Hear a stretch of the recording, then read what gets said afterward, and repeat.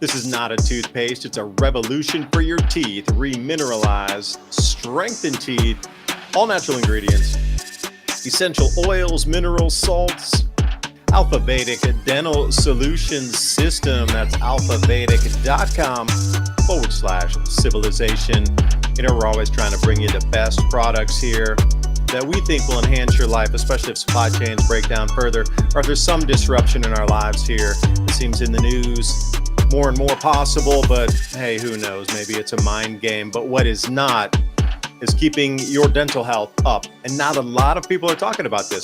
We always see the storable foods. But what about dental care during these same emergency situations? Will your toothpaste eventually run out? Well, if it does, then what? So like I say, this whole micro gut biome is driven by your oral cavity first. So take a look at what they have, alphavedic.com/civilization. Every purchase you make helps keep our live radio show and podcast on air, bringing you more information just like this. alphavedic.com/civilization. That link is in the show notes below. And as always, I appreciate your valuable time and joining us in this ever and most important conversation as we move forward in our world.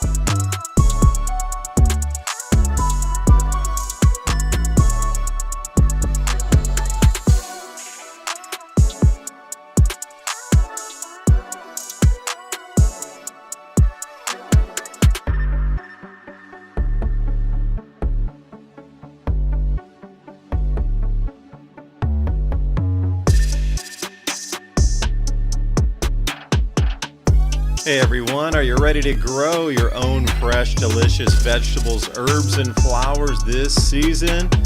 If you're looking for the highest quality heirloom and organic seeds, I've got the perfect company for you, True Leaf Market. They've been a trusted seed company since 1974, offering 3,000 types of non-GMO varieties, everything from classic heirloom tomatoes and peppers to rare herbs, microgreens, sprouting seeds, and beautiful flowers. All those seeds are open pollinated, pure, and perfect for home gardeners or anyone wanting healthy, flavorful produce without chemicals. What I love the most is their huge selection, fast shipping guarantees, plus options for bulk if you're going big. If you're excited to start your garden this year with real, authentic heirloom and organic seeds, click the link in the description box below to check out TrueLeafMarket.com. You won't regret it. Happy planting, and thank you for supporting the channel and this broadcast.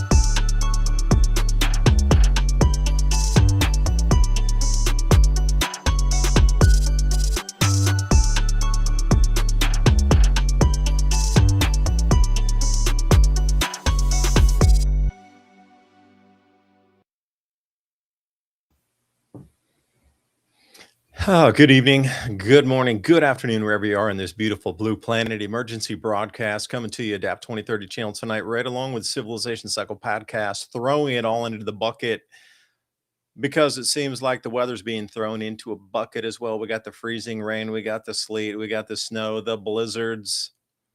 And what's most important to talk about tonight is with the power outages coming, like how do you protect yourself with some of these things?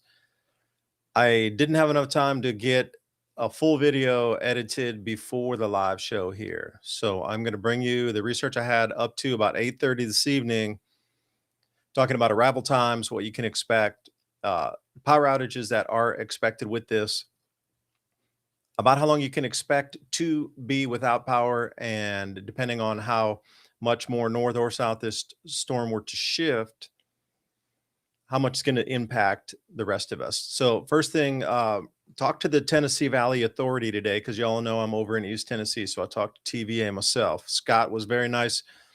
Their media person took me aside for a second here on the phone, and we talked for about 20 minutes.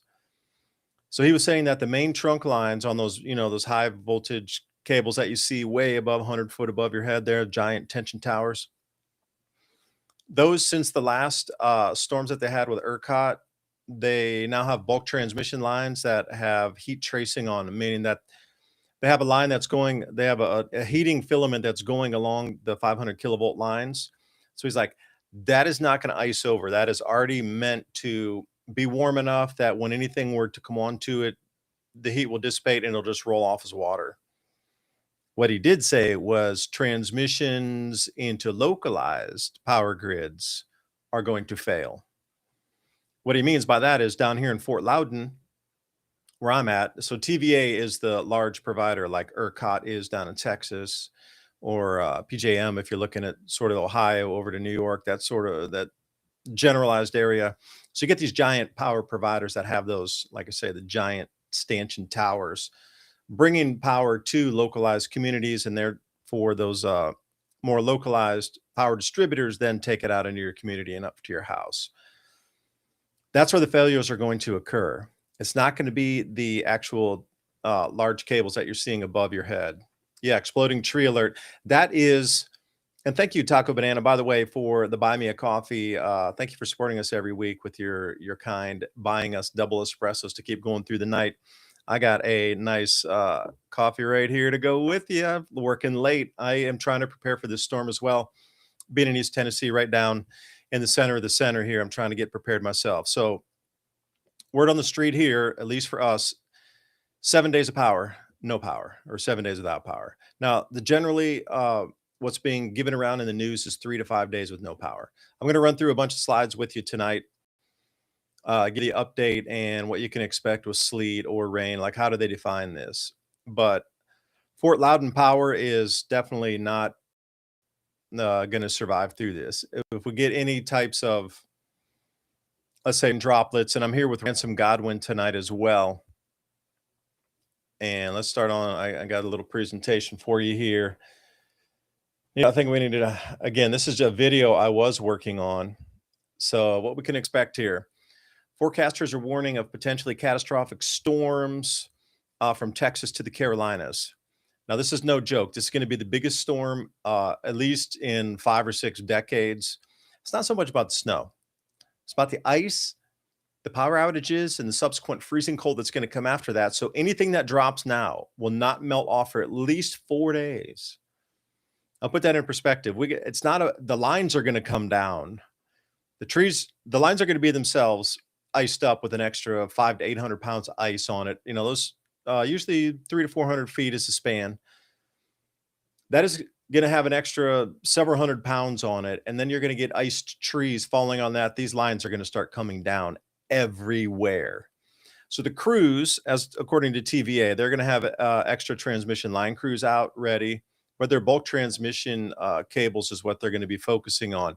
Your local power provider needs to get on its own. And, we send an enormous amount of our replacement transmission electrical infrastructure to Ukraine. So transformers that we might need if something were to get blown, those are overseas. When this comes down, it's going to take a little while to repair. So the point of tonight's show is please get prepared. We're going to talk a little about emergency preparedness. Ransom's really on the money with that as well. So let me widen this out a bit here. It's kind of, why is it half screen like that? Yeah, there we go. I'll even turn myself off on that. Doesn't matter. Snow, sleet, and freezing rain. This is what people are, a little confused about. And this is what the news is confusing as well. Like they'll throw all these terms at you and be like, oh, there's going to be freezing rain. Oh, there's going to be sleet. But really, what does that mean? Like if you're in some of these areas with the forecast maps, this is what the precipitation coming down is. I wish they would define it more, especially they like throw all these terms on and you're supposed to expect to know it. Most people don't. Snow, obviously, snowball fights, fun, snowmen, roll downhill, sledding, yay. Sleet is this stuff, borderline gruel or grappool, or however you like to call it. It's a European term for it, where the snow turns into little icy balls, but it's not exactly sleet. So there could be another where I could split the hair there between snow, sleet, and grappool. But sleet it comes down. It's almost like hail, but not really, because not coming from a thunderstorm. It partially melts, refreezes into a hard pellet. But where we're sitting here is the freezing rain. This stuff is dropping from rain at a higher elevation, say 15,000 feet, and then it comes through a cold layer, let's say at 5,000 feet. And as it's coming down, it doesn't have enough time to freeze-ish, but it's almost at the point of being frozen by the time it exits that, 5,000-foot cold air column, and boosh, whatever it touches, it freezes instantly onto it. That's freezing rain. That's what's coming. So there's a huge difference in, what the type of precipitation that you're going to be looking at. This is what your cars are going to look like at the end of the event. If you don't cover them or you don't bring them under cover, and sometimes this is really difficult to get your cars open. So do yourself a favor, maybe cover your key locks or something so you're at least able to insert a key.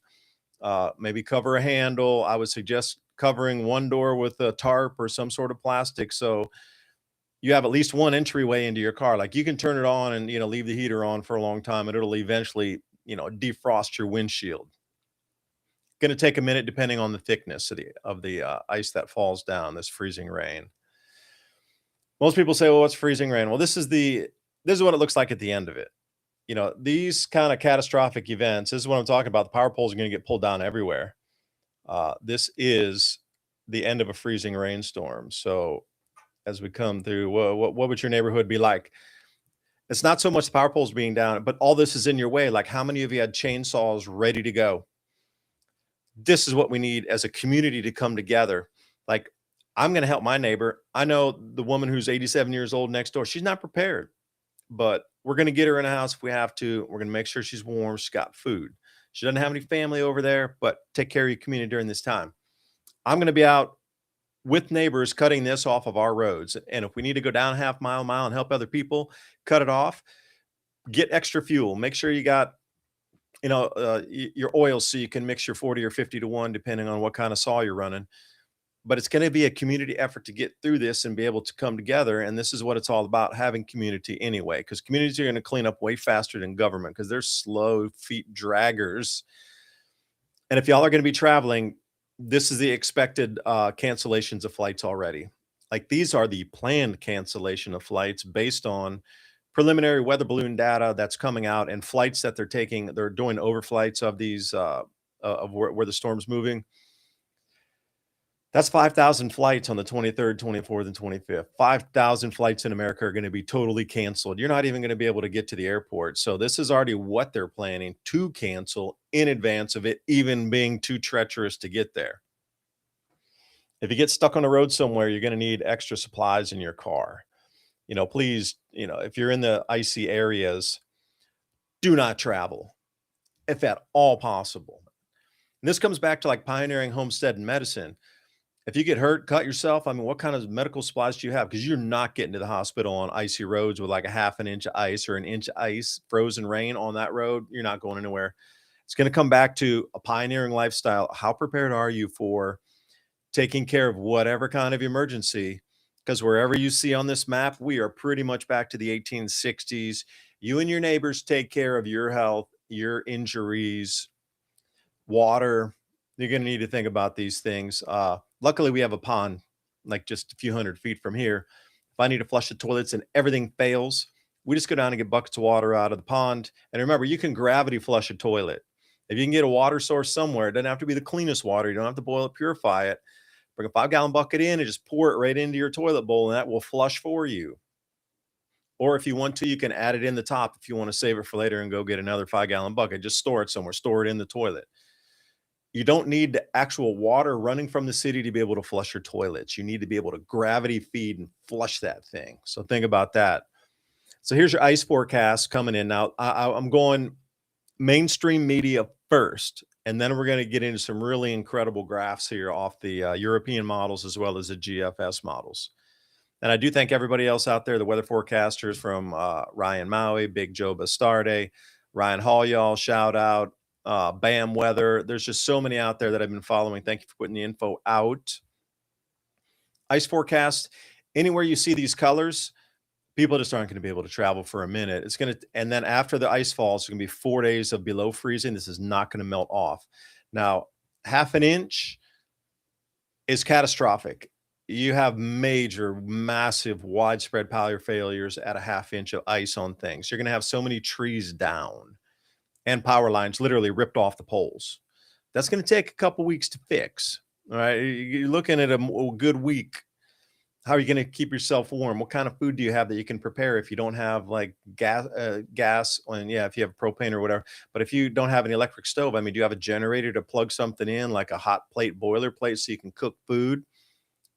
We're pulling back in the past here. The Amish, they're going to be fine. The Mennonites, we need to start thinking like them right now. How are you going to do everything without electric? I have a generator. I can fire it up. We got gas. We can cook it up.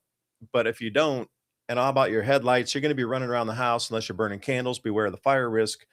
I got lanterns that are all battery. We can recharge. They're all rechargeable batteries. So think about these things as you move forward too. If you don't have light in your house, how are you going to move around at night? We're so used to flicking on and off the switch. How's that going to occur? So this is the ice steps that they're looking for as we come in as totals here. And that's significant. So Friday PM, this is the progression of it. So Friday PM is going to be somewhere around like southern Oklahoma into, say, northern Texas, Wichita, but then that thing is going to quickly move over to Arkansas. And Ryan, shout out if you're listening up there tonight. Got a buddy of mine living over near there, and he is telling me this yesterday, they were like elbow fighting in the stores for goods, that everything was getting stripped and cleaned out in advance of this storm here. So Friday PM in the evening, it's going to start sort of mid and, past the grow belt here. As we swing into Saturday night, that's going to be into, that area there of Arkansas, southern Arkansas, Louisiana, coming into northern Mississippi, and then it's going to swing over into Tennessee. And this is where we're going to start to see some significant power outages. Again, this is off Fox Weather. They're very general in it. I'm over in East Tennessee, so I've seen so many wish-wash. This whole forecast thing is kind of a game anyway. It's north, it's south, it's going north, it's pulling south again. Like we just really, nobody even knows with our high tech where this storm is going to go. Like they're expecting, see that down in Atlanta, Georgia, one of the busiest, if not the busiest airport in America, total shutdown for days. They can't even de-ice the runways. It's going to be so incredible. So, we're looking at some very significant travel delays. So you see where it says Nashville, if you go to a little bit to the right where it hooks up where that sort of grayish is, I'm in that bottom there of East Tennessee, but that has switched 3 times so far into totally covered, not covered, totally covered, not covered. The power outages, as far as I've been told, like some things I can say and some things I can't say, so I'm going to be very careful not to burn my sources on this one. Mountain towns, you're going to be last to get repaired. You better prepare, to the nth degree. You are going to be served last. They are going for hospitals, fire stations, military bases, and all these infrastructures first. Secondly, anybody who's on like a medical list is going to get their line served second. Those in the mountains, I'm sorry to say, you're going to be cut off for some time. Cities, you're going to have to be very vigilant of your security. There's going to be a huge amount of power outages through the bigger cities and smaller towns and suburbs and things. People like to take advantage. And I remember Ransom telling me a story here, which we'll go through. Significant rain is going to now, once at the bottom there where it's pushing up through Atlanta. See, Atlanta's been frozen, not frozen, frozen again many times. So this map is an ever moving tapestry of fun colors. So pretty much everywhere in where it says severe, significant, basically this entire colored map is where they're going to lose power to some degree for some lengths of time. Now, publicly, I'm allowed to say 3 to 5 days. Expect it. But read between my lines. You are going to need to get prepared. 3 to 5 days is what they're saying publicly. You might want to get a little, more off-grid ready. That's all I'm going to say. Then what's being forecast? It's going to overwhelm the system. I mean, there's only so many teams. There's only so many repair parts. Everybody's going to be pulling at the same time. This thing's nearly 2,000 miles wide. You're going to have, 15 states vying for people who know how to do electrical infrastructure, put it back together, the trades, all the transmission line crews. The parts are not there. That's the whole thing. The parts are not there. We have given them away. So generally, you expect a catastrophic event like this on a localized area. It might be like West Tennessee, northern Mississippi or something. Shout out Danny, Deep South Homestead down there, if you're listening tonight in Mississippi. Wanda as well, you too. Good to see y'all. Widespread, it's usually very localized.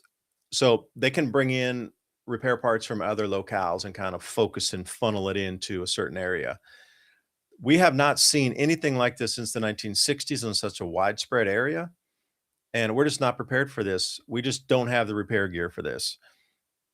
They're going to have to fly it in from other countries to get it to us. And remember, some of these are not on the same system. Like if you're using a DC-AC system, they're going to have to rig it to get it to work. It's going to be on the fly, changing of specifications to fit just good enough to get it to work until we can get something else to repair it. That's the level this is going to. And I'm sitting here going, well, this is not acceptable, And I can't remember if I had another slide in there with some deposition of sleet. No, that's it. That's your sleet map, okay? Sleet is that round hail-like substance that comes down. You can drive through sleet. It doesn't cover everything. It's just like, small, tiny hail. That's doable. We can get through that without even blinking an eye. Snow, Southeast doesn't have snow plows, but they can, people can stay home and wait for the melt, all right? That doesn't bring down power lines. This stuff does. So again, this is the European model here, ECMWF. So you can go to Tropical Tidbits, and I encourage you to go. So anybody out there, it's tropicaltidbits.com. That's tropical and like a tidbit of something. Tropicaltidbits.com. Go to the analysis models. You can scrape up the atmospheric concentration. They'll show you different precipitation models there. You're going to want to go a European model run. There's like 3 different European model runs. Stay with ECMWF. Go to GFS also for a closer in view. This has been changing as well. It's really gotten super high up on the levels here, and then it's back down again. So this is a significant accumulation amount here. I put these 2 maps together. These were 2 different charts from Ryan Maue. Thank you. You can check him out over on X, and Big Joe Bastardi as well over on X. They have these charts up there for you. Pivotal Weather as well is running a bunch of free charts right now. And Elon is going to be letting Starlink go for free for everybody. So thank him for that. So here's our freezing rain. Again, now there's 2 different European models, and they're showing different levels and different accumulations of ice. So again, you got 3 model runs with 3 different tallies on this. That's why it's so confusing for everybody out there. This is the freezing rain that is starting in Texas. Like I said, it's going to be like scraping southern Oklahoma and getting over into Arkansas there. This is the beginning accumulations. This will start occurring on Friday, which is tomorrow. Now, I've seen some model runs pulling it down under, half of what you're seeing here. So these totals in the dark red. I've seen some, the models are all over the place on this. But one thing they're all unanimous on is freezing rain's coming, and it's going to cover an enormous amount of everything. And if we follow these same models out all the way over to the East Coast, then we start to see the mountain areas there. All of you in North Carolina, that were damaged in Helene, you're gonna get damaged again badly right now. Please prepare for this. They're not gonna be able to get to you for some time. 3 to 5 days is what they say publicly, okay? You know how long it took for emergency management services to get up and do anything for you in Eastern Tennessee and also up in the Appalachian areas of North Carolina? It is gonna be a delay again. Please prepare yourselves. You're gonna have to work with your friends and families again. Please prepare yourselves. And, if we move along here, the forecast, the precipitation types here, the blue is the snow, the green is just pure rain, and the yellow is gonna be more sort of thunderstorms and super, super heavy rain. What you're looking at in that orangey color is the frozen, precipitation that's come down, that freezing rain. So it looks like that striated color, and those bands are just gonna continue to, morph amongst themselves. So you can watch how this moves out. Now, at the very top, you're gonna see the timestamp there. So the validity is on the top in the left, and you can see this will be for the 25th at 0 Zulu, which is Greenwich Mean Time, which is, we're 3 hours back of that, or 4 hours now with the time change, 4 hours back. So that'd be what? 8 o'clock PM on the 25th. So just roll your time back, and this will be good through and their timestamp. So follow the next timestamp up. It's gonna move, and the storm's gonna pick up velocity in terms of, like, wind speeds, and this is where the ice cold comes in right after that. So look at the timestamp from the 25th at, say, 8 PM, or the 24th at 8 PM coming in, and then, as we move through to the next stamp here, it's 18 hours later, but look how fast and ferocious that storm had moved. The wind is gonna get atrociously quick and fast, but the wind chills with this too, and you're gonna have sideways blowing freezing rain, and the wind chills that are gonna come behind this are gonna be sub-zero in the Southeast US. I've seen some forecasts so far right where I live at 6 degrees Fahrenheit, but that doesn't include the wind. So you can see, I just don't know how granular they can get because I don't know if you can see my mouse, but if you look right there, this little bit that's poking in there of the green, they're trying to get that granular on their models of how that's just gonna be pure rain and no ice, but then on other models, it shows it's totally ice covered and not green. So, I mean, again, this is a hodgepodge of everything, the European models, and then we're coming to the snow after that. All right, so as this thing's coming in, it's colliding with the Gulf moisture. You're getting all this snow rolling through here. Um, percentages or inches you can see on the right there. You can convert to centimeters if you're elsewhere in the world listening to us here. So this will bring us through uh, 21st, 22nd, 23rd, and it'll keep accumulating. But as we get up through the rest of the storm, 22 inches, and this is up in Virginia. So here's the thing about the TVA power grid. Everywhere else that fails is going to try to pull from us down here. And what is that? River. Hey, River, how's it going, man? Heaven Earth down there. They're building the hemp houses down just a little bit south of me. And they're also getting prepared because they're going to get a little more heavy hit than we are. So the snow totals through Virginia. Remember, one thing about Virginia, data center heavy. So when the power goes out, unless they have their own generation capacity, it probably won't matter anyway because most of the internet lines will be down. These data centers are going to struggle. So they're already predicting some, let's say, interruptions in services like Amazon Web Service, any of this stuff. It's all going to get disrupted. Data centers are going to be on their own little islands of being able to crank their own power, but they won't be able to send message anywhere because the lines that actually carry that transmission, whether it be whatever signal it is going out, it's not going to be able to transmit. So we have relied and spent too much reliance on these data centers, and we're going to watch them go down one after one, and they're going to become their own information islands for about a week. So if you're looking at there's a huge online banking. If you're going to go get money, go get it now. ATMs don't run. You're probably not going to be able to get out there on the freezing rain if you're in these areas. There's just so many things that are just knock-on effects that would spin your mind. Now, the temperatures here is what's going to follow this. So the storm's coming in first. We got the freezing rain, got the snow and everything. But then we get these sub-zero temperatures coming in. And even down in the Southeast US, I've seen, like I say, 6 degrees Fahrenheit for my, forecast, and that's kinda cold down here. But this will absolutely smash your mind open. Look how cold it is going to get with the apparent temperatures, like up in Minnesota, for example, 50 degrees below 0 Fahrenheit. These are some of the coldest temperatures ever recorded in America for this part of our country. If the models run out and if they do, come through that. So, model is established on they ran this on the 20th, so it's 2-day-old model run. So again, will it hold? That's the whole thing is will it hold? Because this Arctic front is, getting kinda nasty, and that's it. Thank you for sticking with me on that. I do believe most important, update of what we can expect.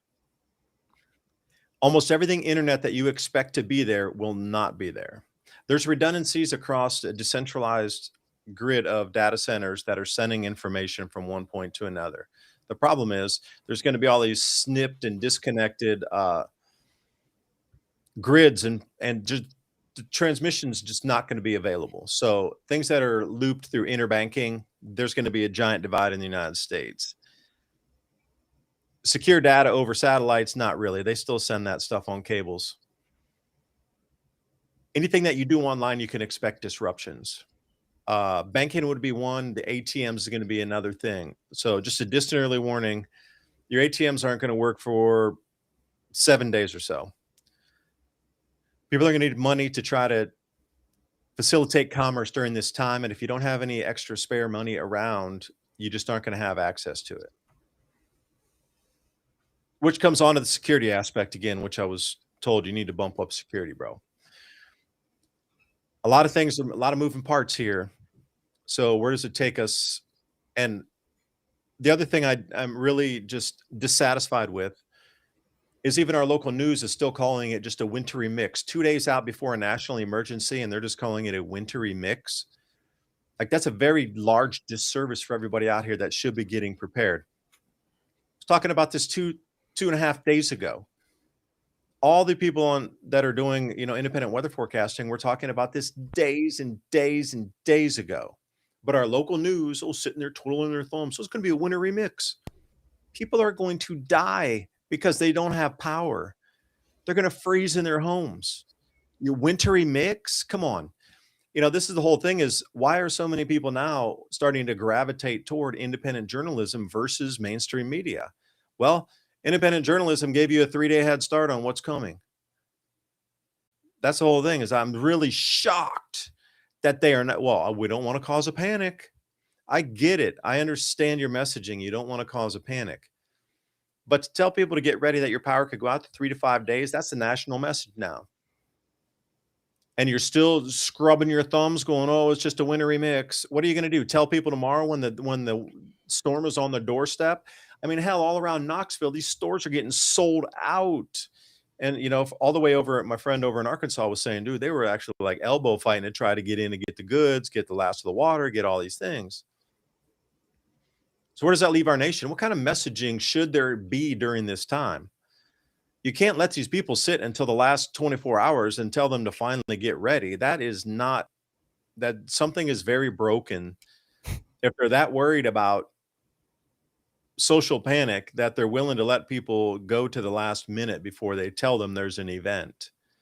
I think something is very broken in our emergency messaging here, and that's another thing to talk about tonight. So, Ransom, thanks for joining. I know I hogged up that first 30 minutes, but that was the video I was trying to get done before we got on show here tonight, but it just ran out of time because, the information's just flying. It's all brand new. It's coming in by every 3 hours, the models are changing. Right.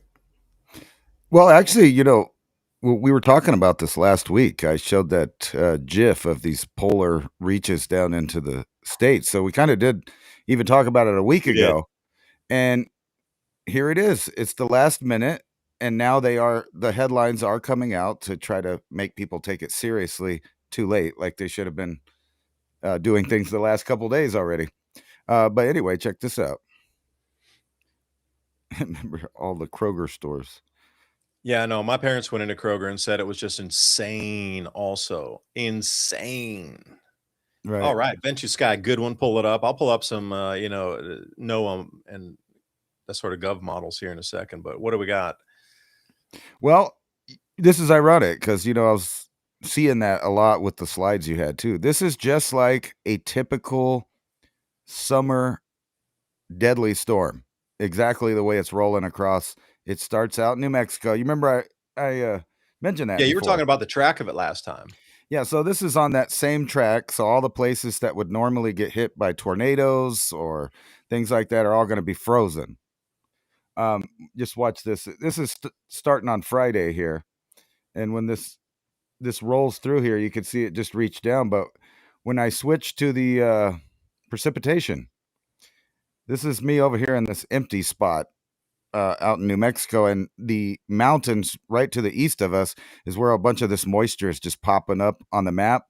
And into Saturday, that stuff rolls over here and gets up into Kansas and Missouri, Arkansas, and all that stuff. All the same places that would normally get hit by tornadoes are now going to be hit by extreme cold because this is right where the moisture is going to meet. And it's going to track all the way across the U.S. just like that. Here's some from that same Yeah, website you you got were the having. GFS model up there, not the European. Yeah, you're over in Oh, look Tropical at that. Tidbits. Yeah, if everybody please go there, you can get up to the minute data. Yeah, Yeah, so if I start that back over, you see it just kind of pops up in New Mexico. yeah. Boom, And there and it then it goes, right it is. That's like the North explodes. American monsoon coming from, the Baja area too, that switch in Right. atmospheric delivery. And at least this time, at least on the national media within the last day, they're actually, saying stuff. Meteorologists warn Americans may need help to survive. Historic weekend snowstorm. New York City's now faces forecast to get up to 16 inches of snow. Here's another Now wait, one. Ransom, stop for just a second, please. That is a UK publication.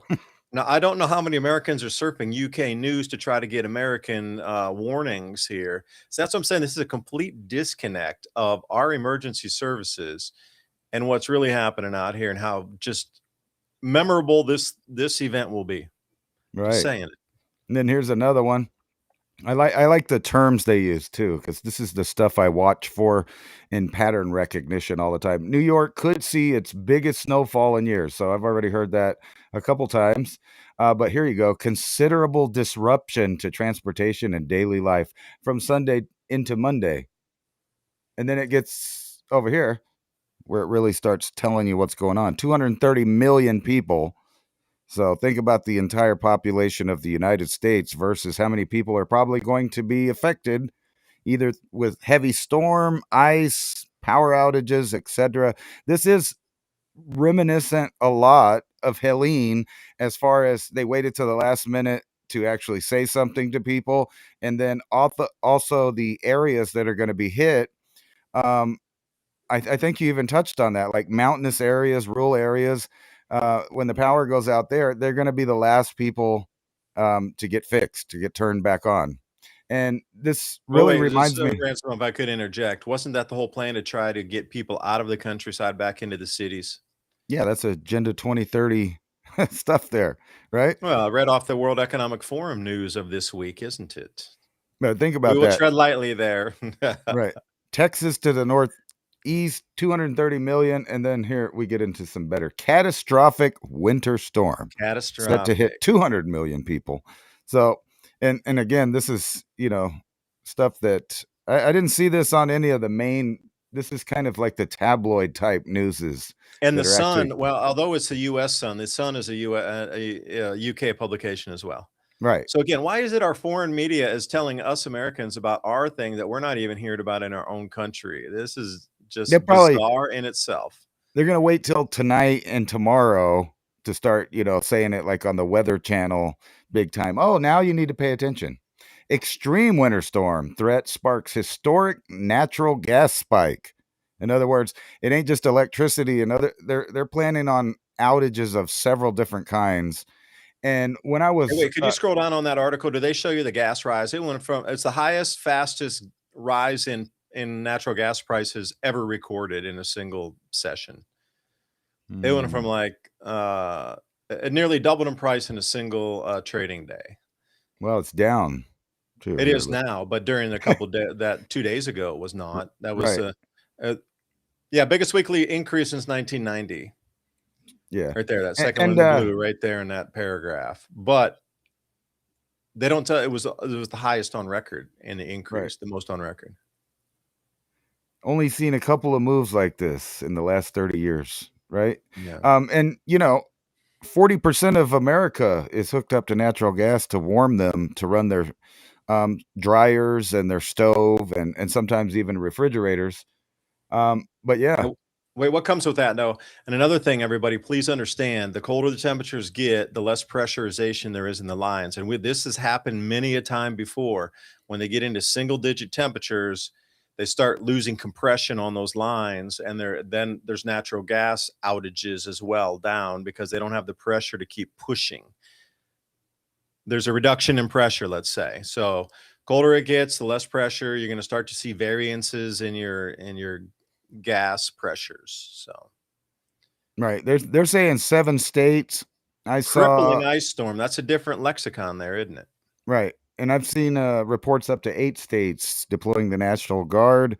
Here's the crippling see, there's that same term on a different site. Crippling winter storms coming. Yeah. Utilities are at risk.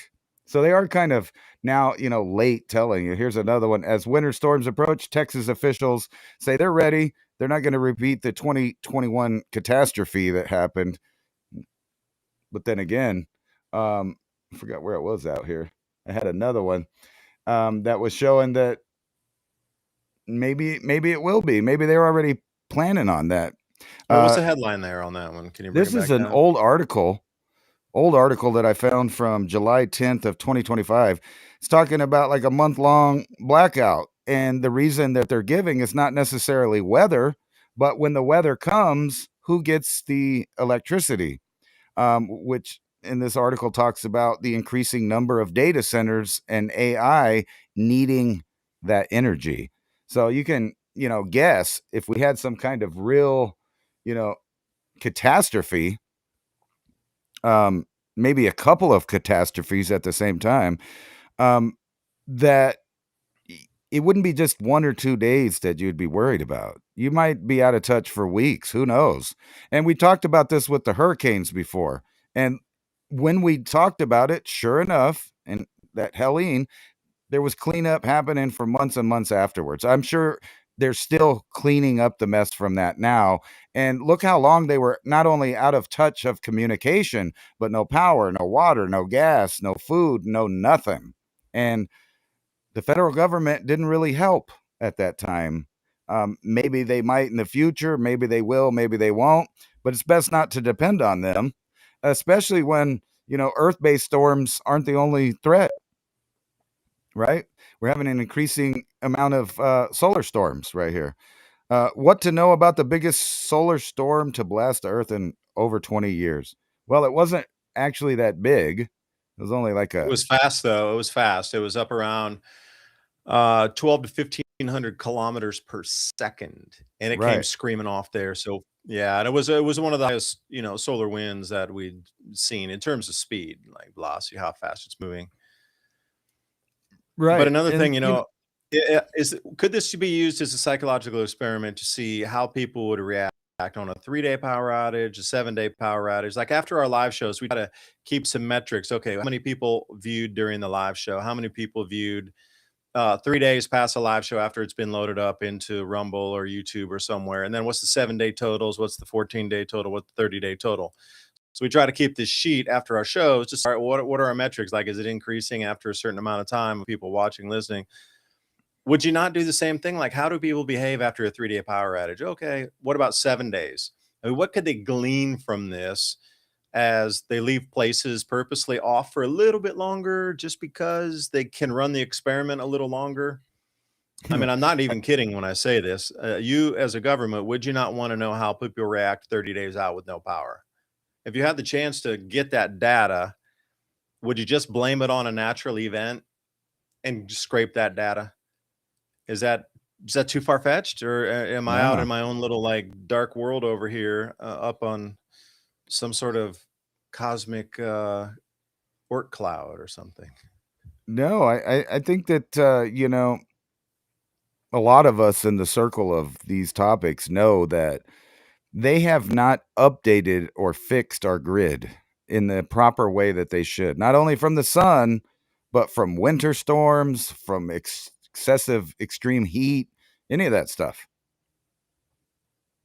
And Yeah, well, the that's infrastructure they're building doesn't seem to be for humans.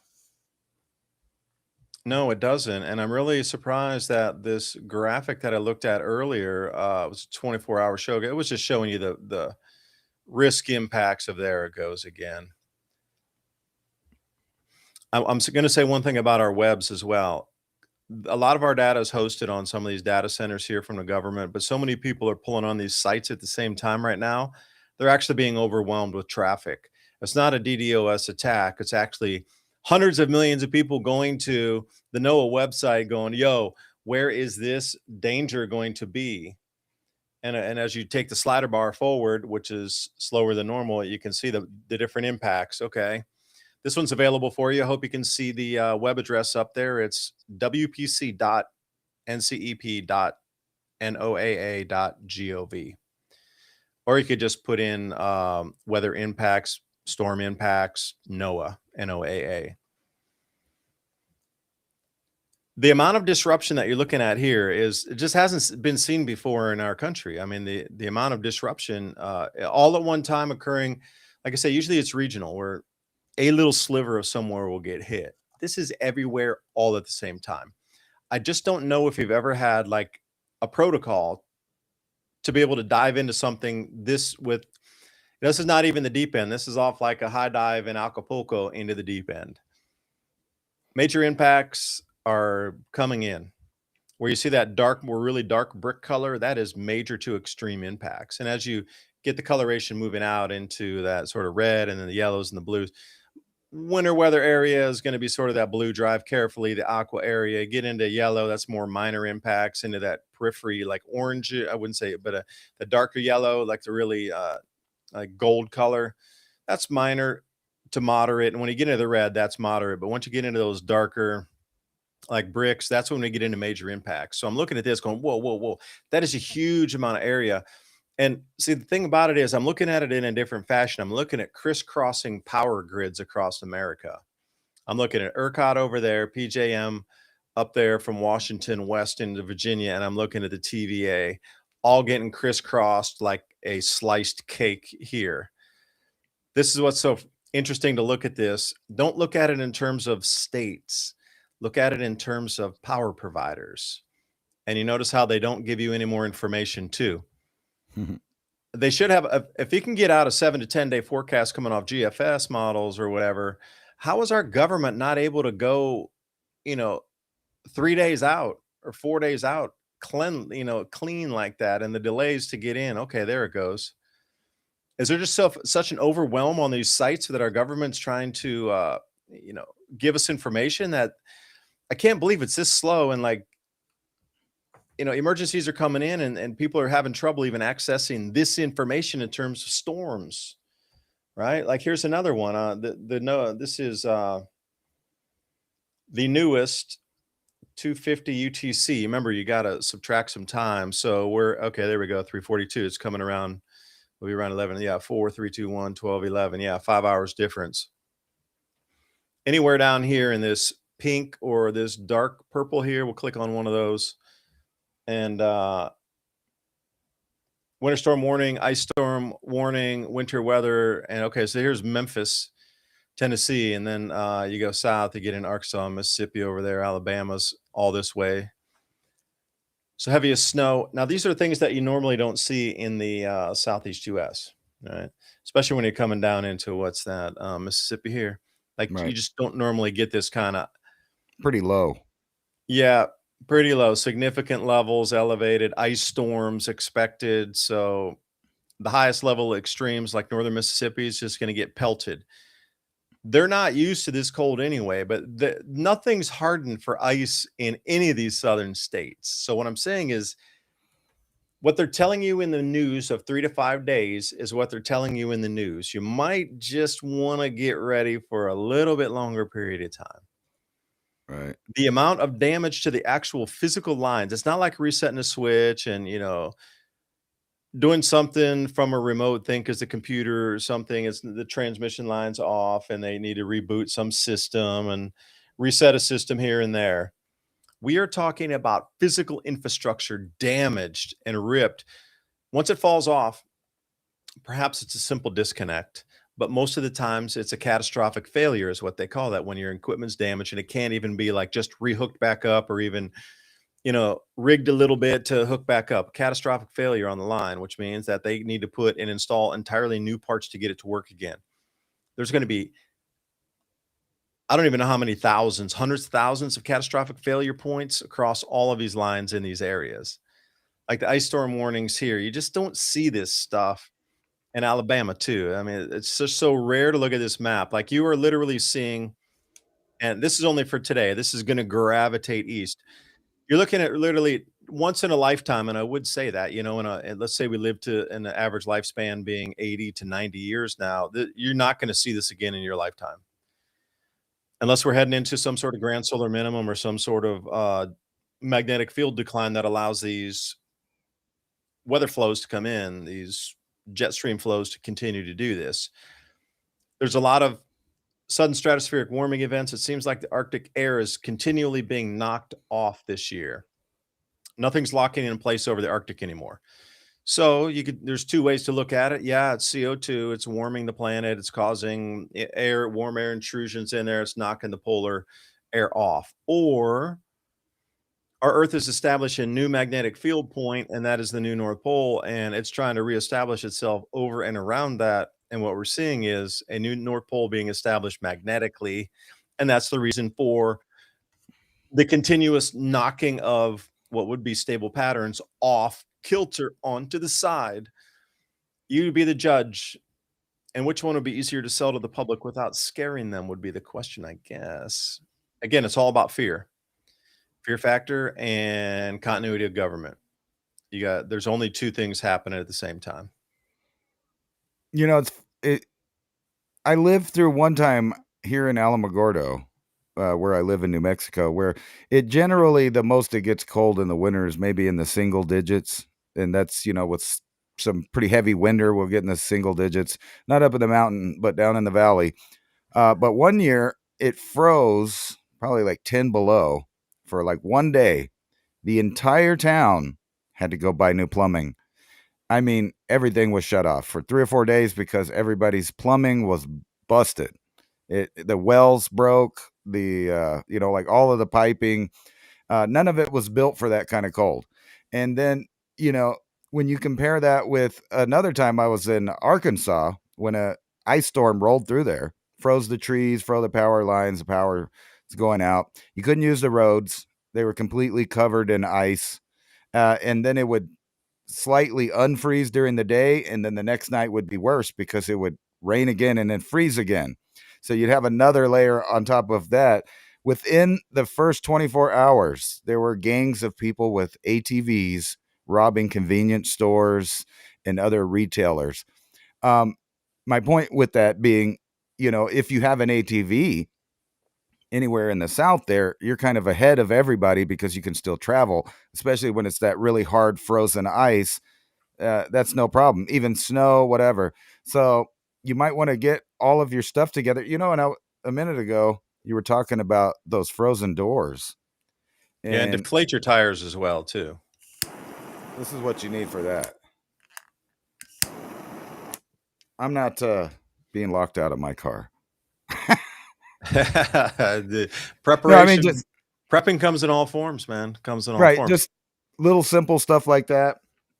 And, Hey, wait a second. I got it. There was a comment here talking about Walmart, and where did the comment go to? I can't find it. Somebody said, I'm just going to go down to Walmart and buy a charcoal grill, I can kind of cook out in the afternoon there. And I'm going to get a bunch of briquettes, and then I can put wood in it, and I can get, I'm like, okay. So first of all, I wish the comment disappeared. I can't find it. But thank you for the comment on that. First of all, there's probably one, maybe two maximum at any Walmart. We're if we were in the middle of summer, maybe there'd be six or eight. We're in the middle of winter. They got rid of all that stuff. You might have one to two grills, and they're probably already gone. Secondly, bringing on that subject, cover your wood. Cover your wood. If you have any hardwood, you might even think about burning. You're going to need to cover it because wet wood doesn't burn as hot. It takes a lot of energy to get to evaporate that water. It's going to smoke a ton. You don't want that around in your house or anywhere. You're just going to be breathing smoke the whole time. I've seen an enormous amount of like comparisons and videos of people talking about early homesteaders all the way until modern, camp stove burners. People like winter well stoves, a good one having a yurt or whatnot, and the comparisons of even slightly wet snow on logs compared to dry wood that's not cover it with a tarp before the storm gets in. You'd be surprised the diminishment of smoke, tremendous reduction in smoke if you have dry wood, and also the heat, the BTUs coming off that. Uh, it's just tremendously different. It's like 25% less, even if you have a very small amount of moisture on it. Another thing, maybe you're gonna, if you need a machete or something, or to be able to get the bark off your wood if it's not split already. And for me, I'm not one to go out in like freezing cold temperatures and go split wood. Like you already got to have that stuff ready, split wood, dry, close to your home, ready to get at. So you're talking about preps. You still got about maybe 24 hours or something. You got to have dry wood. People go, I'll just go burn stuff. Yeah. Well, if it's covered in snow and it's wet and you got a bunch of like soggy branches and things, like, no, that's not good. You're just going to have more trouble and it's going to, like, we got roaring bonfires. Okay. So when we clean out at the farm here, we'll get like, 4 or 5 pickup trucks full of just like branch debris and stuff when we do a full cleaning day. I'll hire somebody and a friend or two will stop over and we'll do like we got a chainsaw and we'll just like load the truck. But we'll go out in the front and we'll burn in the front field here. We got a big old, bonfire pit out there. But it gets so incredibly hot. You can throw anything on it. It'll burn, right? Because it's a massive fire that we get going to burn all the debris. It's all wood. We don't burn any plastic or anything. But when you're in a little confined space like a cook stove or something like that, and you put a wet log in there, oh my gosh, don't do that, please. Twigs and branches hitting on the roof. Well, hopefully, see. Thank you, Sassafras, for putting that out there. Let me bring up this comment right here too as a safety issue. Even twigs and branches hitting the roof in an ice storm sound like the world's falling. You shouldn't have twigs and branches anywhere near your house off that could fall onto your roof anyway. That you need to do better tree management. I'm sorry. You shouldn't have stuff that's falling off onto your roof anyway. That means the trees are way, way, way too close to your house. Like we cleaned all around here out of fire risk anyway. Right. Because That's we're what I at was the edge about of to the say. forest up here. Fire break, 100 feet or more of fire break from my house up to our gravel road that goes to the back field there. I don't want any trees around this place. I don't want them falling. I don't want them catching on fire. I don't want them twigging onto me. The only thing I get twigs on my roof is if Sasquatch throws some twigs out from the forest and it hits the roof at sunset. That's as many twigs as all I want on my roof, man. Right. Thanks, And Sassafras. Hey, Sassafras, thank you also for buying us some double espressos over there at buymeacoffee.com/civilization. If you like this, or Civilization Cycle, excuse me, if you like this type of content, buymeacoffee.com/civilization cycle. And anytime I see these comments come up, I'm just like, oh, if your trees are that close, that's just right, dangerous anyway. Yeah, because a windstorm could knock, some big branches off and damage some things too. You definitely dab torch.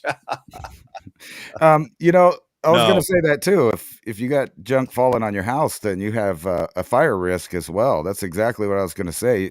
Nothing should be falling on your house. Besides that, if it is falling on your house, it starts building up, and that's what causes leaks in your house. yeah. Because it starts rotting and it starts rusting, or what, depending on if you have metal or tiles up there or shingle, it's gonna mess all of that up. And it'll clog your gutters up too, and that's something you don't want either. Right. Water dripping over, and when the gutters start to get heavy, that's when you get those things leaning down. So obviously, if you see any of your gutters aren't really holding up and they're kind of tweaked off the house a little bit, you might have a blockage up there. But again, that would be related directly to all the debris falling off. Like you go up every year. I mean, get the leaves out of it too. We bought those things you put over so the leaves don't go in there, but still, Right. every having things up and above your house, falling on your house is not such a good idea, at least in my opinion. Now, maybe some people want the tree cover for shade. Maybe if you live somewhere and it's really, really hot, and maybe you want big trees around your place to like cover and shade your home. Otherwise, I personally, it's fire risk for me. Fire risk. Right. I'm not worried about ice. Fire risk. You get howling winds coming through the valleys here in the Appalachia, and then we get forest fires here. The fire departments here are very vigilant about putting it out, because every time they lose a house to a fire, it's ooh, they just lost their reputation. Like, how'd you let a house burn, man? So they're very their Right. reputations are on the line if they lose any structures around the forest fires. Otherwise, but if it's blowing 60 miles an hour and you can't put it out. My trees are bare now, very few leaves. Understood, but if there's any fragile branches, you're actually looking at all the smaller edges of that just come ripping down.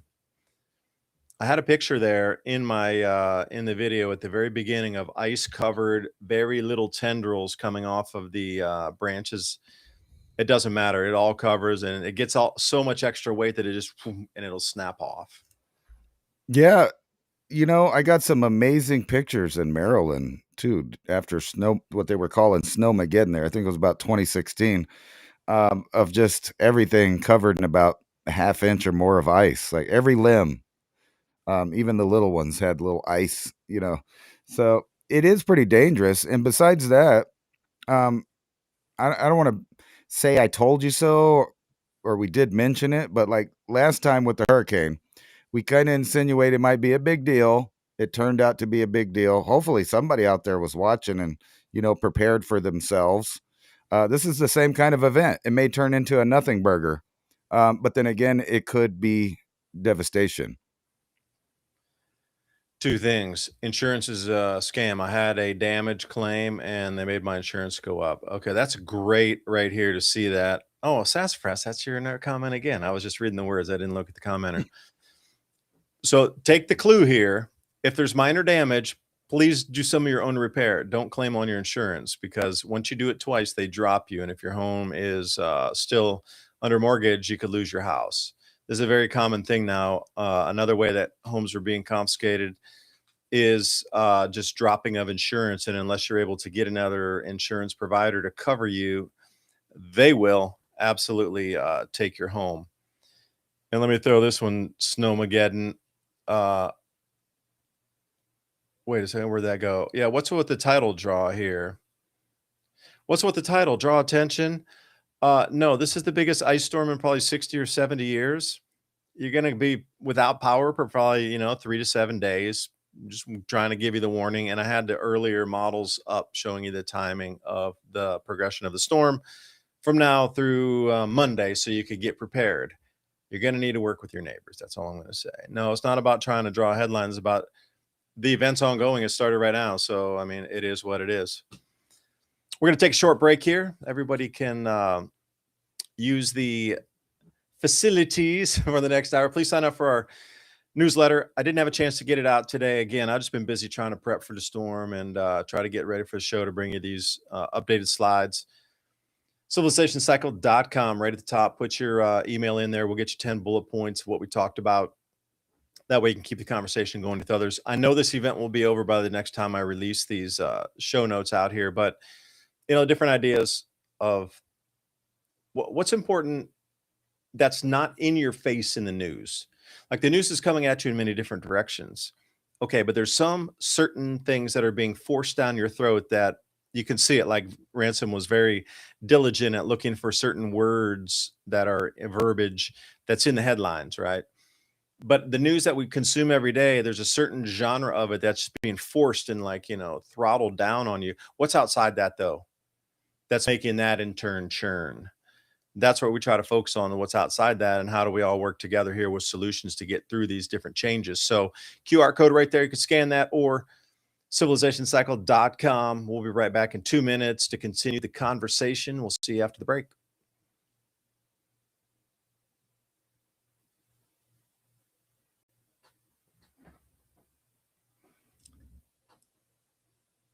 The gift of stress relief. Rest well, wake clear-headed, melatonin-free sleep snacks.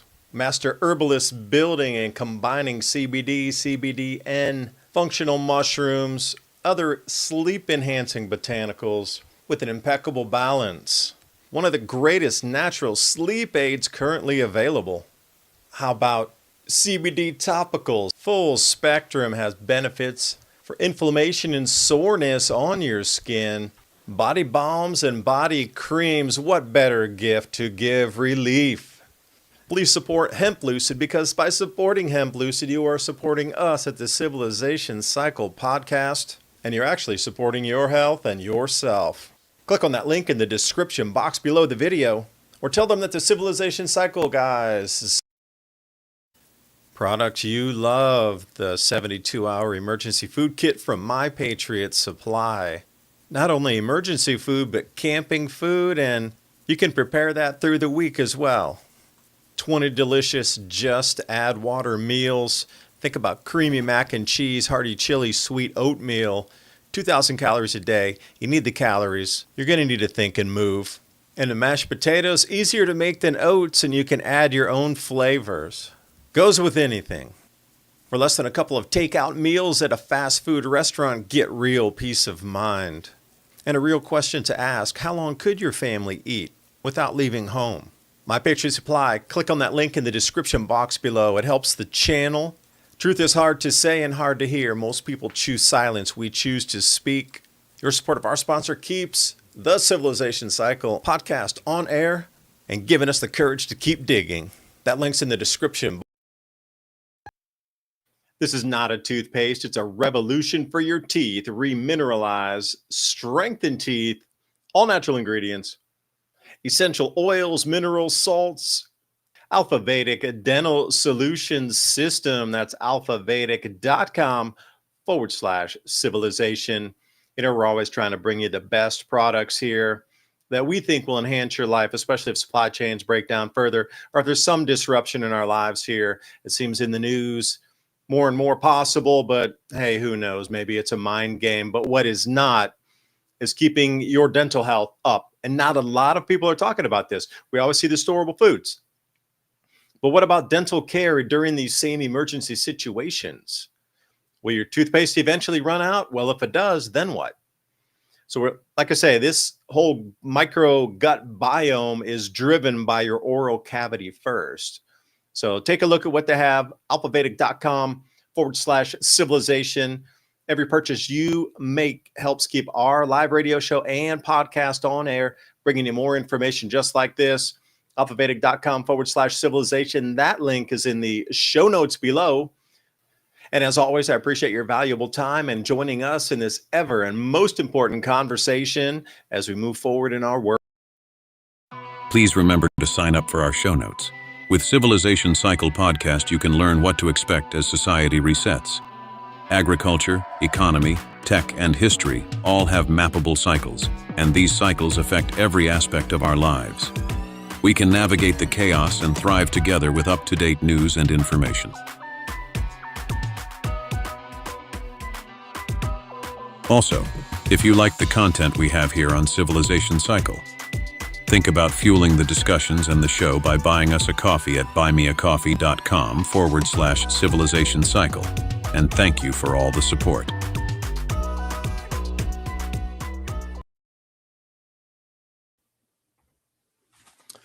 Welcome back for the second hour right here, the Civilization Cycle. And as I was on the break, I was thinking about snow for a moment, and I have the Rutgers Snow Lab for you here. I was talking about this a little bit earlier in a previous video, and people were asking, okay, what about Snow Lab? I mean, what is it here? So if you go to climate.rutgers.edu, this will show you the different amounts of snow and snow totals. So currently on the snow total on the left there, that is how much snow is covering in the Northern Hemisphere. December of 2025 in the blue, and that'll show you the departure. But where it gets kind of interesting here is if we come on to the monthly anomalies, you can go by the different regions, Eurasia, North America, and the Northern Hemisphere. So if we come into North America itself and you look and say, well, generally they're showing you that the snow itself, in terms of the amount of total snow cover, is down. And I was thinking, okay, that's pretty interesting. Why don't we come to the seasonal extent right here? So what we're looking at with seasonal extent, and it's pretty intuitive when you're clicking through some of these. So generally, on a trend, that black line is the trend line. We're getting more snow in the northern hemisphere during the fall than we are during the spring. Now, if you notice the black line, you'll see that we're on an uptrend here for the northern hemisphere in the fall. So moving forward, you can just generally expect we're going to get snowier and colder beginnings of winter in fall. But if we look at spring, it's the complete inverse. So as we come into spring, there shall be less and less snow. So if you're looking for light at the end of the tunnel, hopefully this is the last Arctic outbreak that we will get for the rest of the year. And as we come forward into, into February, it starts to get a little warmer down here in the southeast U.S. You're going to get some days that'll peak up into the 70s, during February. But when we get into March, you can just expect less cold and less snow. Generally, as well, across the entire northern hemisphere, it just seems there's less snow in the spring. So I would just be an inquisitive kind of person and say, what's causing less snow in the spring, yet we have more snow in the fall? I mean, you can't have both of one cause causing one to do the other. Okay. So if we're talking about in terms of CO2 warming, we should get less snow, but we're getting more snow in the fall. Now you could just ping that one chart and be like, look, CO2, we're getting less snow. It proves it. But then I'd flick you over here and go, wait a minute, we're getting more. And then some oblong excuse like, look, the warming causes more snow because there's more snow. And I'm like, wait, well, there's less snow in the spring. Well, the spring proves that it's not. These are the kind of debates you can get into people with. So if we're looking at just generally in the winter, what I see is since 1967, so that's almost 60 years, it's generally stayed the same. That black line there, it's generally increasing slightly. No gigantic above or below the norms, except where pointed out on the chart for me, 1975 and 1981. That was so many years ago that the culmination, we were down still in the 300 parts per million range. We weren't anywhere close to 400 parts per million in 1981. So you look at these outliers back then and go, whoa, what really caused this disruption in snow? But if we spin around the globe for a second and then we start to look at Eurasia, which is from the Bosphorus going back toward China over there through Kazakhstan and Russia and this sort of thing, Eurasian snowfall extent, increasing there as well in the fall. So we're seeing two locations on the planet where snowfall is increasing during the fall. This is just generally a trend that's going to continue. It's been like that for almost 60 years. I just don't see it spinning off course here. But again, what do you see there too? That matches up. Spring Eurasian snowfall cover is also decreasing, just like our overall snow cover. So Northern Hemisphere, North America, Eurasia, they're all going down in the spring in terms of snowfall. But they're all increasing in terms of snowfall cover during the fall, the autumn. So these are kind of things that are outliers and just interesting to look at some of the data here. So this is winter in North America, and you can see except for like 2024, it's been generally an uptick in snow. There's been some outlier years, you can see there. What's that, about 1979, and then 2011, super crazy snow. All verified data, but if we look at North American spring, again, down. So we got North America, Eurasia, Northern Hemisphere, all down in the spring, yet all up in the fall. So, what accounts for this is the question. As we come into the second hour here, a lot of people say these storms are being driven, and the center mass of the Arctic vortex is being knocked off, and that whole thing is because of CO2-driven climate change. but we're having two different completely dire, 180-degree opposites happening here. More snow in the fall, less snow in the spring. So, you can't have both narratives covering both of these, right? So they try to like spin it in different ways.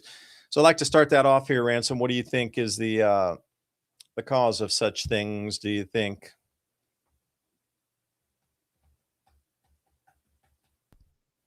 I don't, I think we're just going into a total different long-term cooling cycle. I don't think it's about CO2 at all. And if you really think about what you were talking about there, we're talking about more snow in the fall, which is not going to freeze. I mean, it's not going to melt until spring, where you're not getting that much. But overall, it looks like you would be getting more water for the growing season packed in the ground, which obviously would be a whole nother cycle of growing and different stuff, because you've seen how areas can dry out and then rain for a few years and be like a totally different zone. Uh, like it could almost be tropic if you're down in the south there, if you just keep getting rain and rain and rain, versus years that they will be really dry and have a lot of bugs and fires and stuff like that. It's like I think we're going into a very long-term cooling. Actually, I know that because, the glacial period is ended, and I know we're not going to live for 80,000 years. However, us and our children are going to slowly start seeing things change. And I think that's why they hammered this idea of the term climate change and disavowed themselves from global warming, seeing how the sea level has not risen and there's more snow coming. The ski resorts are loving it. They're saying that there's drought in areas that have, a lot of water. So they're trying to keep this narrative of humans destroying everything when it's quite obvious that the cycle has nothing to do with us. We're just here to live through it. Yeah, this is the explanation I was trying to show. Like they're saying whatever warming is the causation. Now that those warm, somehow the earth breathes and goes and just pushes everything north magically, and then it knocks everything off base up there. So they're actually, those two vortices are in the wrong place, actually, where they are. It's over Kamchatka Peninsula. So the magnetic field is reestablishing itself over Russia. And by the way, the Kamchatka Peninsula, where the new vortice is forming, it just broke a 147-year snowfall record there.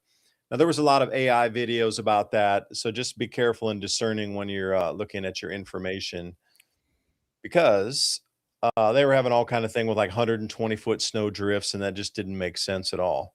So Yeah, and it makes me wonder if the U.S. knows that, areas like Greenland, um, and maybe the coast of Canada there, Newfoundland and Vinland, are going to get warmer, because we know they were in the past because they were making wine. So it was already warmer in the past than it is now in those areas. Um, but obviously at those same times, it was colder in other areas. yeah, and I had a conversation with Grok last night, showing it, just trying to put charts in and be like, some of these things aren't really adding up in terms of like the charts that are showing long-term variability, like you're talking about. They didn't add up to be, it's showing. And then Grok kept coming back, well, that's a regional thing. That's a regional thing. I'm like, well, how many, regional things can there be before it actually starts to be, I don't know, a global phenomenon? And that was the whole thing I was arguing with Grok about last night. I'm trying to pull up some of our charts here to see and show you what the conversation was. And I had all these images that I went up to this website called What's Up With That, and also Not a Lot of People Know That. And they had a lot of long-term variability on that. And let me see if I can find that chat for you here, because that's the whole thing about it is, if we have data from thousands of years and it keeps showing that things are moving up and down naturally, and different parts of the world are showing, different types of temperature anomalies here. So let me run you through Grok. I'm going to try to see if this will interest you for a second. Let me get back on here and share it. I know that for those of you coming in the late night, you're going to dig this one. So please just stay right here with me. I'm hoping this opens wide. Come on now. Open up. Okay, so this is one of the most famous ones here, the GISP2 ice core data set. This was the gold standard for global temperature reconstruction until what did it show? That the Minoan warming period, the Roman warming period, and the medieval warming period, 8.2 K warming, were all, dare I say, temperatures higher than today. Right. Yeah. Okay. So, and then I was asking Grok, I'm like, whoa, this used to be the one and they did cite this in the IPCC quite a bit. And then after it disproves something, they're like, oh no. And hear what Grok say to me? Oh, it's local, not global. Okay. Data ends in the 19th century, before modern warming, 1950. Okay. And then I was like, all right, man, now you're starting to irk me here. And I had all these charts anyway. So I just started throwing these charts at Grok saying, dude, explain this one. Central English temperature, 1650 to 2010. So this whole 1950 thing doesn't add up anymore. So there's a very gradual rise, and it depends if they were using rural temperature stations or heat island temperature stations smack dab in the middle of London or whatever. So, it doesn't show where these temperature stations were, but this is just generally on an average over England. And again, I was like, hey, you tell me it's not, something's causing it to go up way back hundreds and hundreds of years ago. And, every time I would put one of these things, it's anomalies, not averages. And then there was like Rock would come into this thing and do it as well. So then I'm like, all right, here, come on, man. I got you one that's goes back to the year 1400, like 600. This is sea surface temperatures near Fiji. And what do you see? They were warmer and then they dipped and then they got warm again. Has nothing to do with us. I mean, you can't tell me that 600 years ago, we were affecting ocean temperatures. And if you look back then, it's actually warmer than it is today on both those charts, right? This is sea surface temperatures. Right. And all peer-reviewed research, and this Grok was good at knowing even where all these reports came from. But when you start to look at leveling temperatures declining a little bit, and then that subsequent drop during the little ice age, and then pop back out again. But my little mouse will show you that way back then, things were different than today. And what does it say? I was talking about panel E, the key findings. 1370 to 1554, anomalously high, linked to strong southwest Pacific zonal meridional gradient, meaning the wind patterns, how it was pushing water in a certain to create upwelling or downwelling. Right? That's all the whole thing about La Nina and El Nino, same thing, Pacific zonal. And then the little ice age influences. What caused that, by the way? Not sure. And then we got warming subsequent again. So recent decades exceed. Oh, wait, what do you mean exceed? We just looked at the chart. Now, what do you mean recent decades exceed that? Are you kidding me? It's clear as day on the chart. They did not exceed where we sit today, right? The only place they sit exceeding is where that black line was just drawn by someone with a crayon at the end there. Otherwise, the year 2000, where it ends, the chart ends there. So, to add extra information after the studies have already been done, a little bit disingenuous as well, So then I come down here, and this is from Quaternary Science, and this goes back some, 4,500, almost 5,000 years. But you can see right around that 3,000 years before present era, we start to sea surface temperatures again warmer, 4,500 a year, sea surface temperatures. So, there's a lot of things that are sort of natural variability, and Grok was trying to keep up to convince me that everything was, the lower sea surface temperatures because it was some variability, but everything from now absolutely has to be, everything is just us. And I'm like, wait a minute, it was all natural before now, and then suddenly things just denial it. Because I'm like, why does my channel keep getting flagged? Why does it keep getting flagged, man? So, the Central English temperatures, and I would say, all right, well, I found another chart. Can you help me differentiate this one? New York City, speaking of the 16 inches of snow, 1880 all the way until now, I see more of a general trend of nothing No trend. It's flat. So the highest max temperature, and again, what Grok trying to feed me? Oh, this only shows you the highest maximum. So it doesn't apply. This does not overall temperature. This is just the highest maximum. So this chart is totally unusable because it just reflects the highest maximum temperatures. It had nothing to do with the total overall temperatures and the natural variability argument. Single station extreme metric. Okay. Again, they're coming back. CO2 hasn't pushed the absolute hottest days, but sort of is maybe. And then I was looking at this is a goodie here. This is the tree line height in meters altitude. So if it gets really cold, the tree line is going to go down in altitude because trees can't grow in snow too well. I mean, there are certain varieties that can. The change then height of the upper tree line, this is in California and in the Alps. So we got two locations showing the same exact thing on the same exact timeline. Something's cooling, trees are going lower. And what did Grok say to me? Oh, those are just regional. Those are just regional. The White Mountains are regional. Everything ever And then look discovered at this. was regional.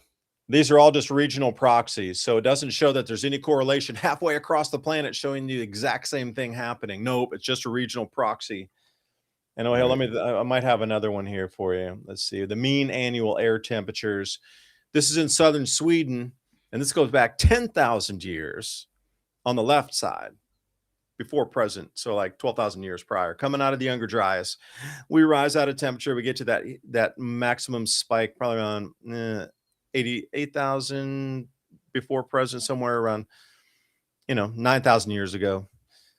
And then again, this is determined to be just a regional thing, a regional just blip in the radar. Regional. So here we go. I'll read it for you. It just captures the regional boreal variability or regionally trees on how they grow in the Holocene, mid-Holocene era. And I kept getting this over and over again. I'm like, wait, explain these graphs to me, dude. And then it started talking about, well, Southern Hemisphere. Okay, I got a Southern Hemisphere graph for you. You've got New Zealand estimated mean yearly temperature since the last ice age. This goes back like 30,000 years on there, 25,000 plus. Right? And what does it show you? It shows you before present at 10,000, 8,000 warmer, drops off, significant cooling around 4,000 years prior, and then boom, we're back up again. What do I see there on that present average annual dotted line?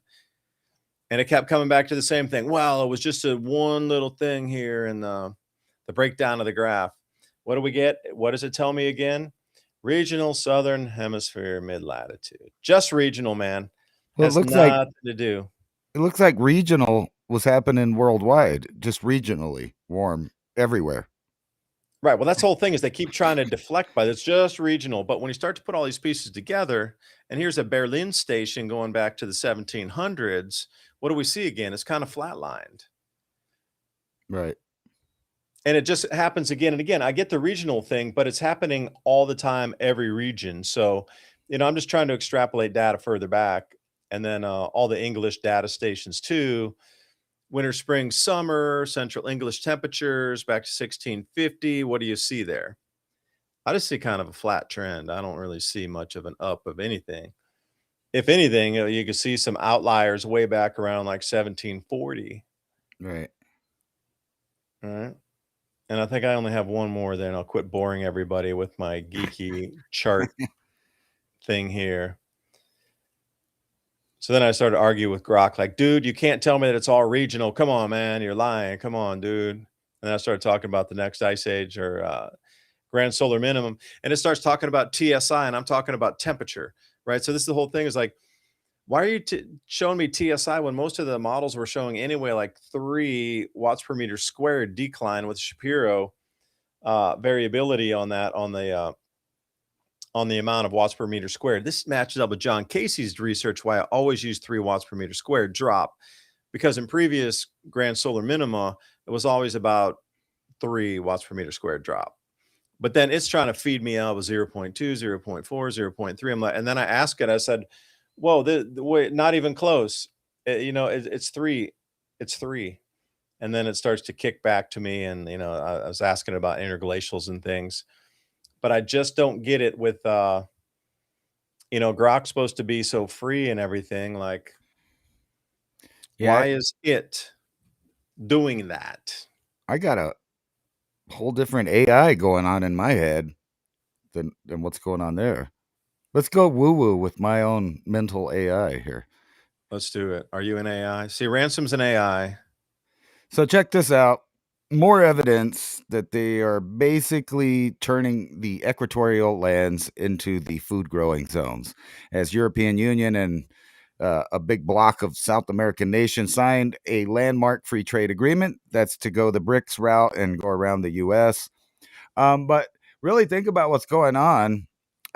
They're reducing the population by choice and by mandate at the same time. And what I mean by choice is they're just creating this whole new world. So if you're going to remain in the northern latitudes, you're going to have to get aerobic, and this will make your brain younger. But that's not why I'm bringing it up for health reasons. It's because all over the northern hemisphere they're rewilding areas so that you can't be there. um Here's this big fight in Colorado about putting the wolves back in there. They already put some wolves back there.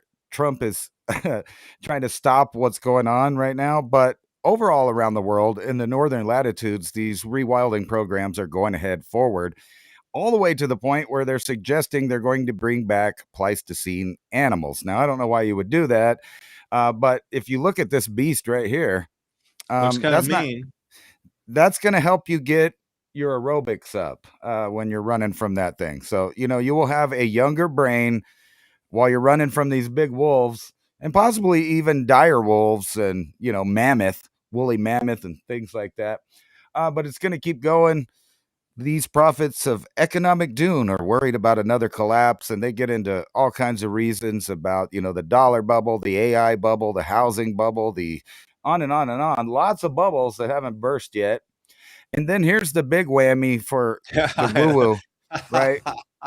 Shit. Insider warns Bank of England to prepare for imminent alien disclosure by you know closing their bank up. I don't know. There's Wait, leave just that for a one of those second. wild things out there. That is the Illuminati. Well, isn't that the last card in the Illuminati card deck? The fake alien invasion. I think that's the very last card to be played in the entire deck of the game. I Right. really think it is the very last card in the entire deck that can be played. Yeah. So what is it? Confirmed super technology advanced aliens have been visiting the planet for Earth. This is what they're supposedly gonna, tell us. And then supposedly, bam, the markets are gonna nosedive into oblivion, bank fails, bitcoins becomes the new gold rush. So, that's just a rumor. But don't worry about it, because by that time, um, they'll already have you ready to let the authorities right in your house without warrants. We'll just set up scenarios where it becomes precedent, put the, Constitution aside for the new world order of things. Doesn't matter which side of the order you're on.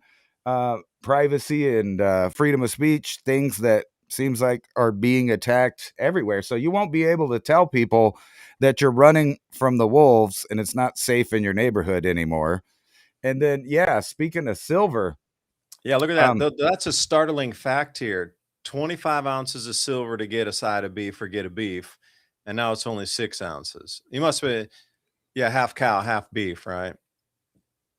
yeah, Well, that's live weight cost too. You're gonna have to go pay. You're gonna have to pay to get it processed at the butcher too, unless you do it yourself. I don't know, man. I tried to do a cow that first year that we, and it was just nah. I did lamb. I can do rabbit. I can do. I saw somebody talking about rabbit. Any kind of small animals, lambs up to about lamb size, good. Anything bigger than that, you definitely want to get a processor to do it for sure. Just learn from my mistake. You do not want to be cutting that thing yourself. I didn't have the bandsaw. We lost a lot of good T-bones and stuff, and turned into yikes. minced meat, yummy.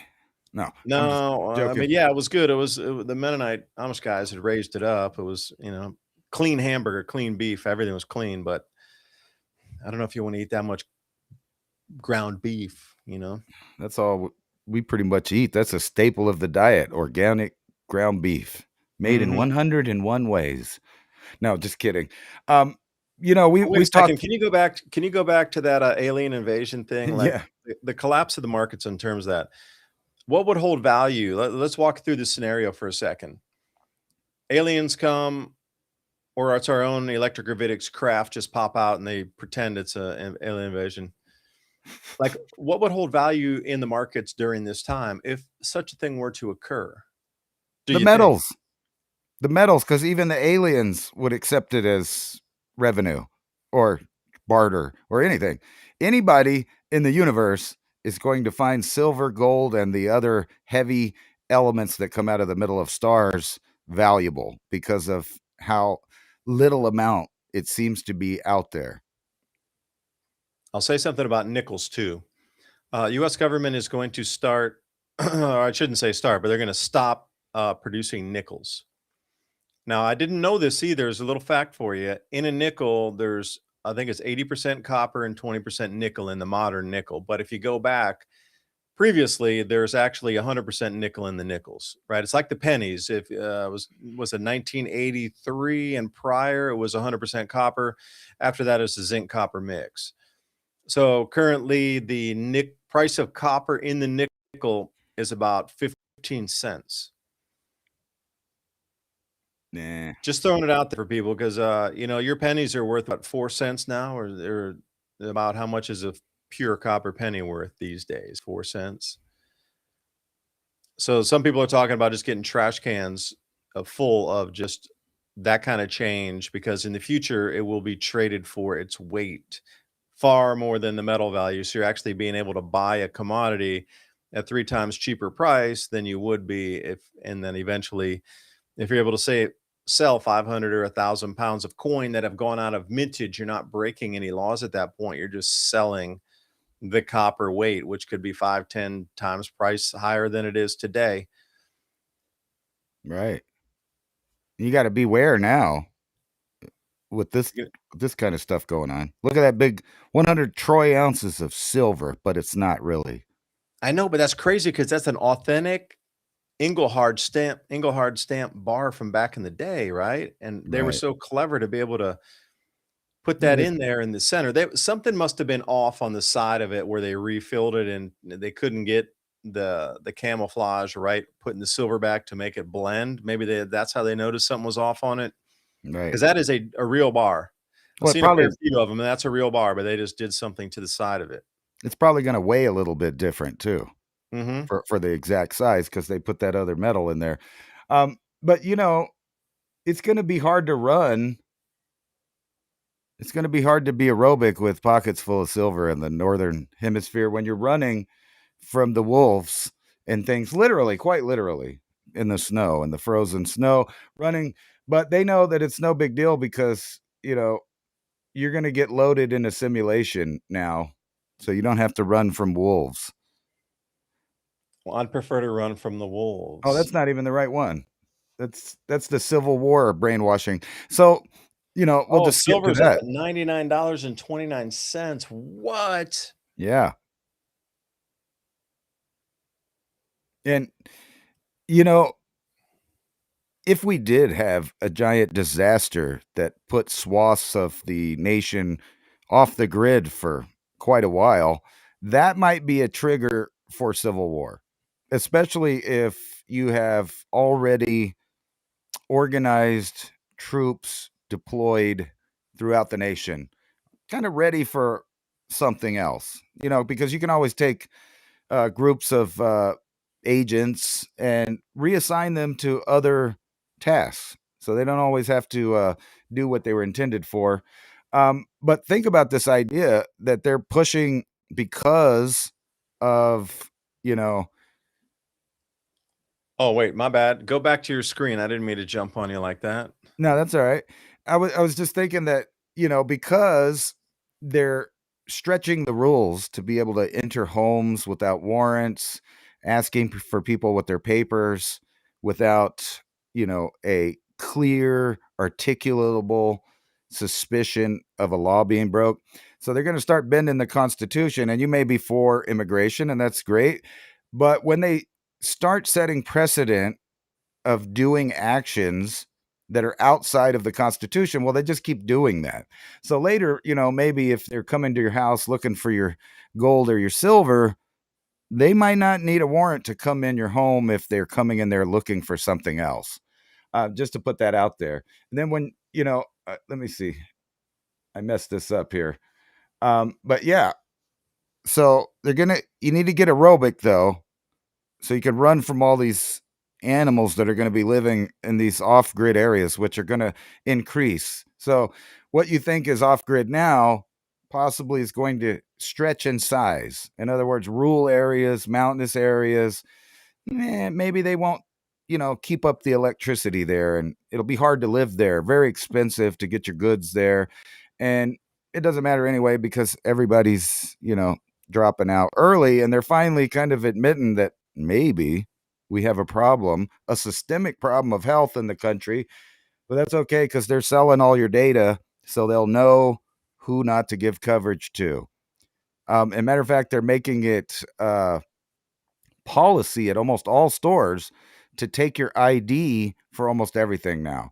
You want a pair of glasses, you want cigarettes, you want alcohol, whatever it is that requires an ID. They're going to stretch that until, it doesn't matter about the age. They just want that scan. It's like crack to them. They got to scan it, put all your information in the system, because basically they're shutting down things as far as the middle class goes. And I lost it Now, here. wait a second. Why do you need to provide your ID to get a pair of glasses? For your health insurance, of course. Well, what if you're That's just why paying they're out of doing it. pocket? Could I just walk in and say, "Hey, I need Well, I'm glasses"? sure you could talk an optometrist in there, but if they're any kind of, bigger business that is following rules of anything, they're gonna want your ID, because that's their policy. So you can say no and not get a pair of glasses. You still got that freedom to say no. But what happens when all of the businesses only will take a digital ID of your biometrics to prove who you are, to keep track of every single purchase you make everywhere? Because that's what we're I will doing. say no, and bye-bye. I know, but Well, I was more on the what my thing, point is it limits the amount of people to go places to do business and commerce. You can't go here because of this. You can't go there because of that. And true, you are opting out. This is your own free will and choice to get out. But what are you going to do when you're required to have some kind of peripheral that's embedded with you at all times to prove who you are, where you've been, where you're going, which class of citizen you are, what your health records are? It's like Gattaca. We don't let people in here that didn't get their medication. And we saw a beta test of that just a few years ago. Unfortunately, we did. The beta test too is like silver's out of the price for most people right now.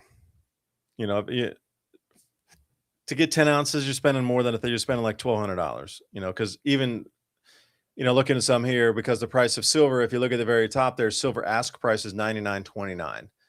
Then there's going to be like a $6, $7, even more $12, whatever, premium on spot on that. Gold ask right now is nearly 5,000. So probably at the end of the week here, we're going to go 5,000 gold, 100 silver, and then that's a 50 to 1. When it comes down to 30 to 1, 20 to 1, 10 to 1, then what? Because if it was a 10 to 1, silver should be 500 and gold 5,000. So somewhere in the middle, like go back through history, what was used as another metal past silver for the average common person? Copper. Right. So I'm looking at this going, I bought a bunch of these way back, like when COVID first started, and they were like $1.20, and there was no overage on spot. There wasn't any like premium on copper or anything. $4.99, but then you need to really spend $6.24 to get one. So it's $1.50 or $1.25 over spot. And if you look at that, it's like, damn, that's like an incredible percentage over spot. It's not like 10%, which should be 49 cents. It's like 30%. It's $1.50, right? So I'm looking at this going, all right, this could be the next metal to be used in terms of tradables. Now, I don't know if you agree or disagree with me on that. Do you think that it will be used? And then on the back inverse of it, it looks like that with the eagle and 1 AVDP ounce and it's copper. Now you can get bars of copper as well. So copper. Where are we at here? They got these poured bars as well. They're $26, as low as $19.99. Yeah, if you buy 50 of them and you use a check. If you don't do that, these are kind of cool poured bars. I mean, do you think this could be a secondary form of currency? So we have the what you consider regular gold, silver. You got the industrial copper where they're buying it by the ton, or you're getting a 100-ounce bar, 1,000-ounce bar of copper that they're using off of actually in industry like TSMC, or somebody will be buying that to be able to use it to manufacture an electronic product. But do you think people themselves would be using some copper here? Do you think they would use rounds like this to be able to trade amongst themselves as a secondary source of a less valuable secondary metal to silver? Gold's to store your wealth. You're not going to be trading that at a market somewhere. Silver's getting a little bit expensive at $100. History, you're deep into history. Would we use copper again to trade, do you think? Yeah, I don't see why not, but it would be more limited to those people that have a reason to have copper instead of just anybody for silver and gold. Because we use pennies, right? And we use nickels. Yeah. Those are really the metals that we used to use, all the way down to the smallest. Copper was the smallest denomination. Before, in our coinage, the quarters, dimes had silver in them, 64 and below, 60, Right. pre-64. And if you've been collecting those, you tripled your money in the last month or couple months. Yeah, but that was the lowest denomination. So we went to silver down to the dime, and then we actually had nickel in the nickel, except for the war nickels, obviously, when they put silver, because the nickel was more valuable than the silver was during World War II. Put that in your head for a second. We needed the nickel so badly for manufacturing for the war effort in World War II. We substituted nickel and put silver in it from 1943 to 1945. So if you find those nickels, they're actually silver nickels. So in terms of metal value, you got the silver, you got the nickel, and then you got the copper. So where does it take us from here? And, would somebody buy your nickels back after they go out of mintage? Because we're done minting the pennies. So currently it's not a felony anymore to melt down your nickels, or excuse me, your pennies, cut them in half or anything like that. It used to be because you were destroying minted currency from the treasury. Right. But now, since they're discontinued the penny, those federal laws don't follow any longer. They made 10 dimes in 1941. Yeah, when I was a kid and collected some coins, I do remember those. World War II mintage of coins was a little bit special. Yeah, didn't they have like zinc pennies also? They had zinc pennies at the time. Yes, right around after 40 something. Mm-hmm. So if you would allow me just one last screen here, let's take a look at the silver. Curious what we're on for silver right now. Come on. Where's the silver? Silver war nickels? No, we want eagles. High demand is causing processing and shipping problems. You might want to contact customer support. Yeah, let me tell you something about the red quarter here. You see the red one, the red quarter? Yeah. Why is it red? Do you know? No, I do not. I've seen those though. Yeah, well, this is called the house quarter, the house money. Like back in the day when you actually had to put quarters into the record machine, the owner of the generally like the soda bar or the bowling alley or whatever it was, the soda fountain counter or whatever, they didn't own the machine. It was just like today. They had a vendor come in, they rented it. The guy made sure that there was records always that would come out, the 45 LPs, whatever. But the owners of the stores always wanted music continuously playing. So they painted those red, and anytime that the person would come by to collect all the money out of the jukebox machine, they would leave the red ones behind and give them back to the store owner, because that was the house quarters. And you'll see a lot of red ones. So that became the industry standard for the jukebox industry, to keep the music continuously playing. The red ones were from the owner to just have the music play. Anything else was from the customers, and they were able to keep that. That's why they're red. And you see a lot of red quarters around from that era of the 1950s, and I wouldn't say 60s so much, but easily the 1950s. Just a little factoid, little fact for you there. And what do we got here? Come on now, American Eagles. We'll go with uncirculated, I guess. 2026. See, they say 112 for an Eagle. I'll go with a random year. Cull means they're damaged a little bit. They got some scratches on them and stuff. It's like this one here. That's a cull, but still good enough. It's still silver. Even at that crappy quality, it's still $114 for a single Eagle. 108 now. I'm telling you, it'll be like 200 here in a month or so. Yeah, it is going to be, and isn't that going to be rare and strange? Even the Phillies, or they call them Phillies, is Philharmonics, one of my favorites. Love these coins, man. I really love them.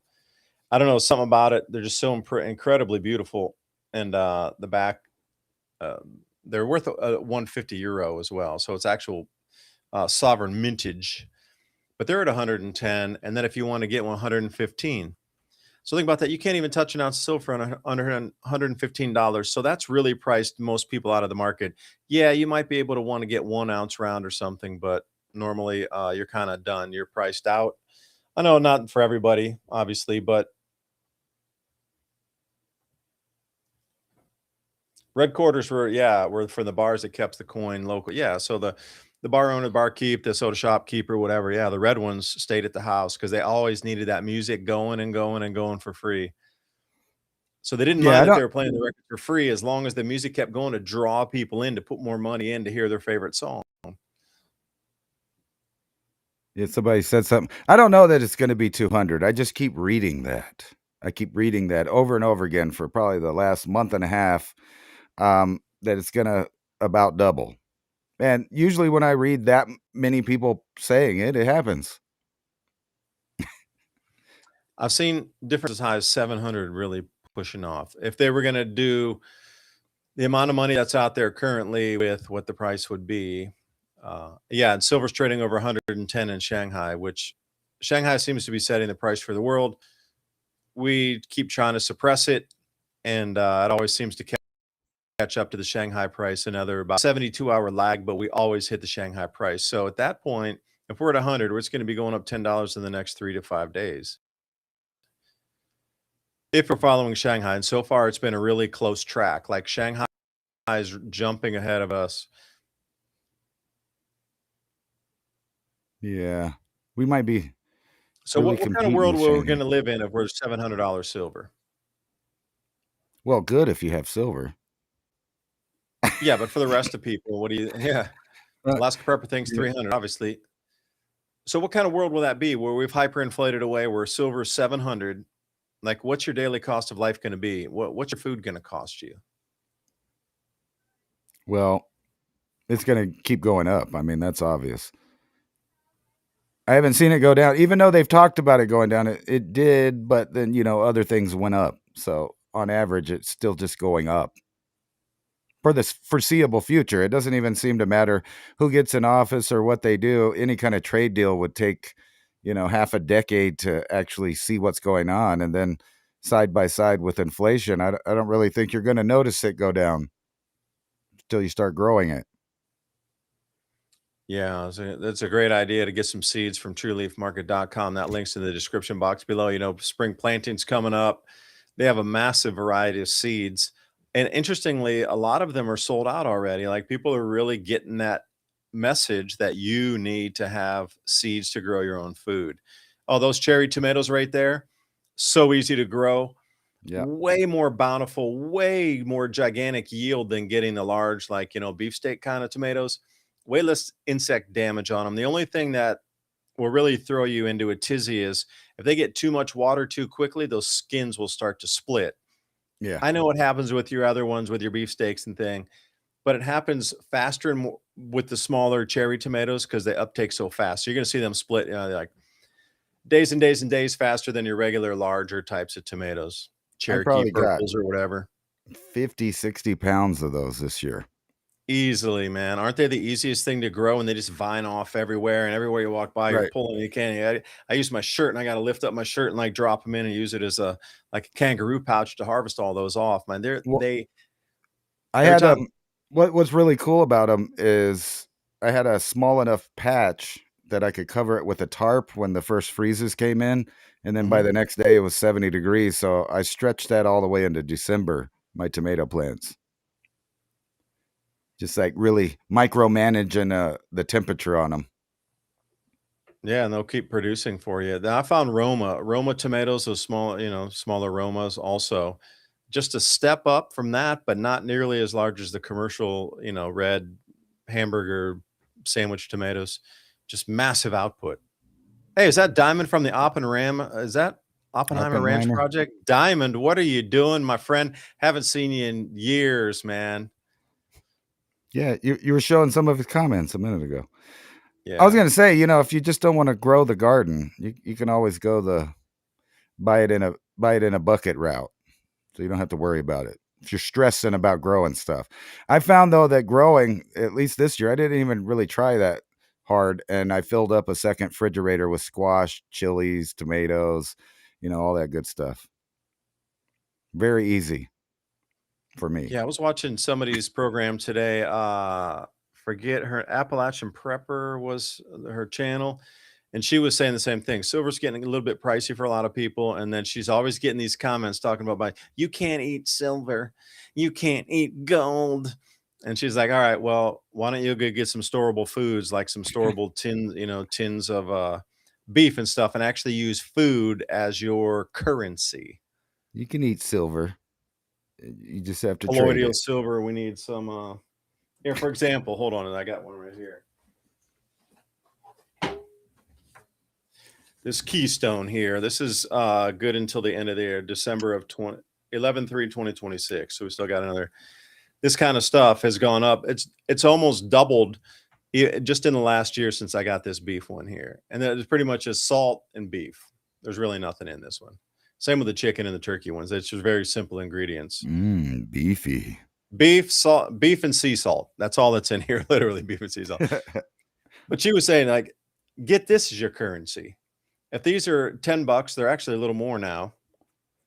And we try to Man, label the tins too, like, all right, 2026. So you already know it's coming up. And then you look on the back and you go 11/3/2026. So it's still good for another whole if the year. power was out for 2 weeks, somebody would trade their grandma for that can of beef.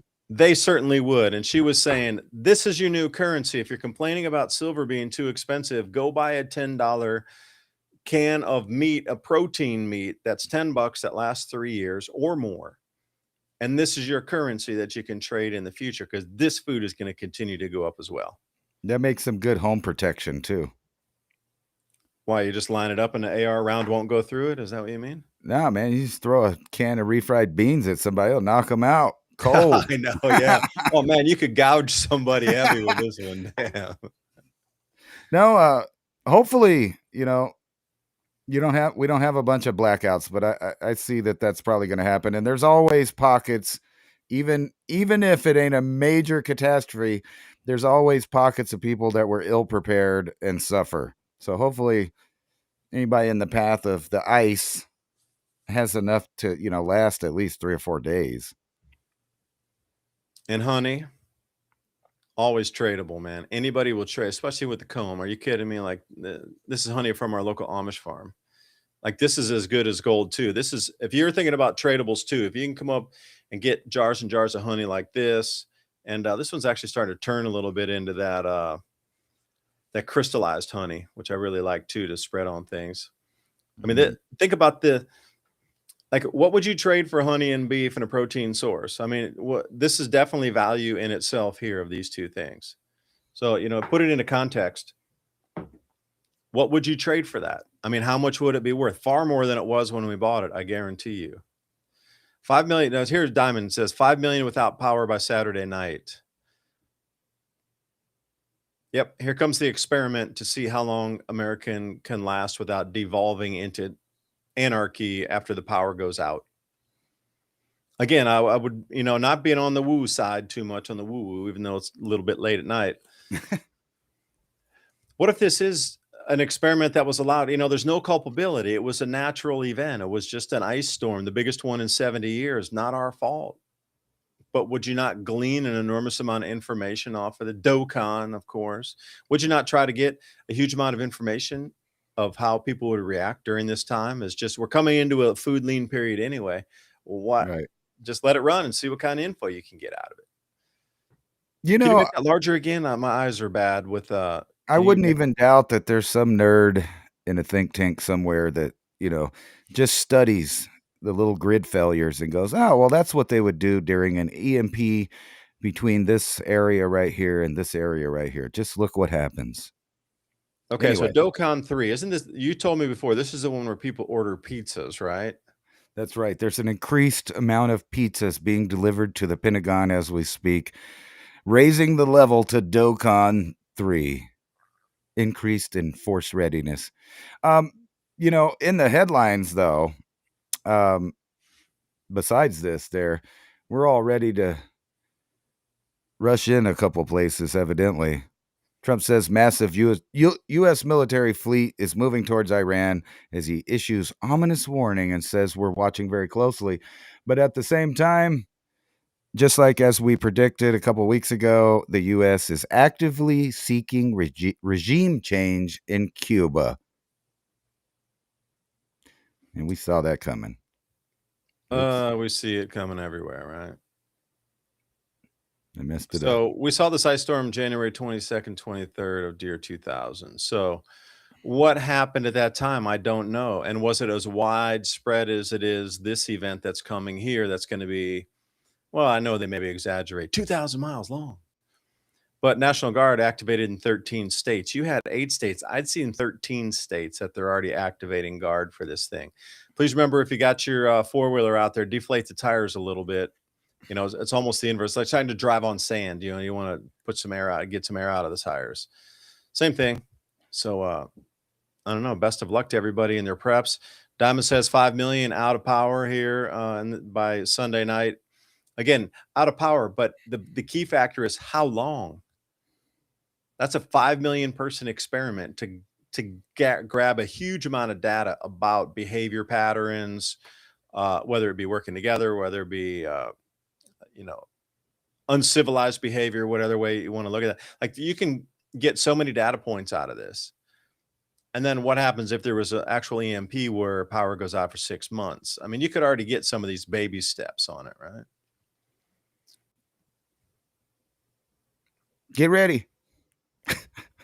Get ready, indeed. Get the blankets Everybody, out. please prepare yourselves. No, this really isn't any joke. I mean, this is going to be a major disruptive event here. Travel, that's one thing. You can ticket. But how many cars are going off the road? How much are our insurance premiums going to go up because there's going to be so much damage? So much damage. If you see somebody stranded on the road and you have a chance to help, or if you have, please get with your neighbors after all the trees fall down or all iced everywhere. Because, if a local community can start moving around more, more people are going to be further out at that point than just being a bunch of debris hanging. Oh, we can't even get in there. Forget it. We'll skip that town for now and we'll come out somewhere else. But if your roads are semi-clean where the repair crews and those transmission line crews can get in there to repair, and they're much more likely to come in and do work fast because they don't have to do anything to clear out. They're just like, oh, repair the lines. Cool. So please remember, help your friends, family, your neighbors in these times of need. You might make a best new friend by helping somebody. Who knows? The world's full of possibilities. Anyway, I appreciate you listening to us tonight. Keep your eyes on the forecast. Remember, tropicaltidbits.com, pivotal weather, Ryan Maue, Big Joe Bastardi, Ryan Hall, you all. And there's a whole bunch of others that you can take a look at out as well. So until next week, sign us off. Sign us out of here, Ransom. Well, I was hoping millions of you guys would get out in front of the storm and protest the ice that's coming so that, they won't go into your neighborhoods, the ice. Because the ice is going to be everywhere. Do you think they'll protest that ice or just go in? Millions of people donating to buymeacoffee.com/civilization cycle. Sweet. No, I was just joking. Maybe you guys should get out there and protest the weather coming, the ice. It's going to be mean. Anyway, that's all We'll I see you got. next week. Bye for now.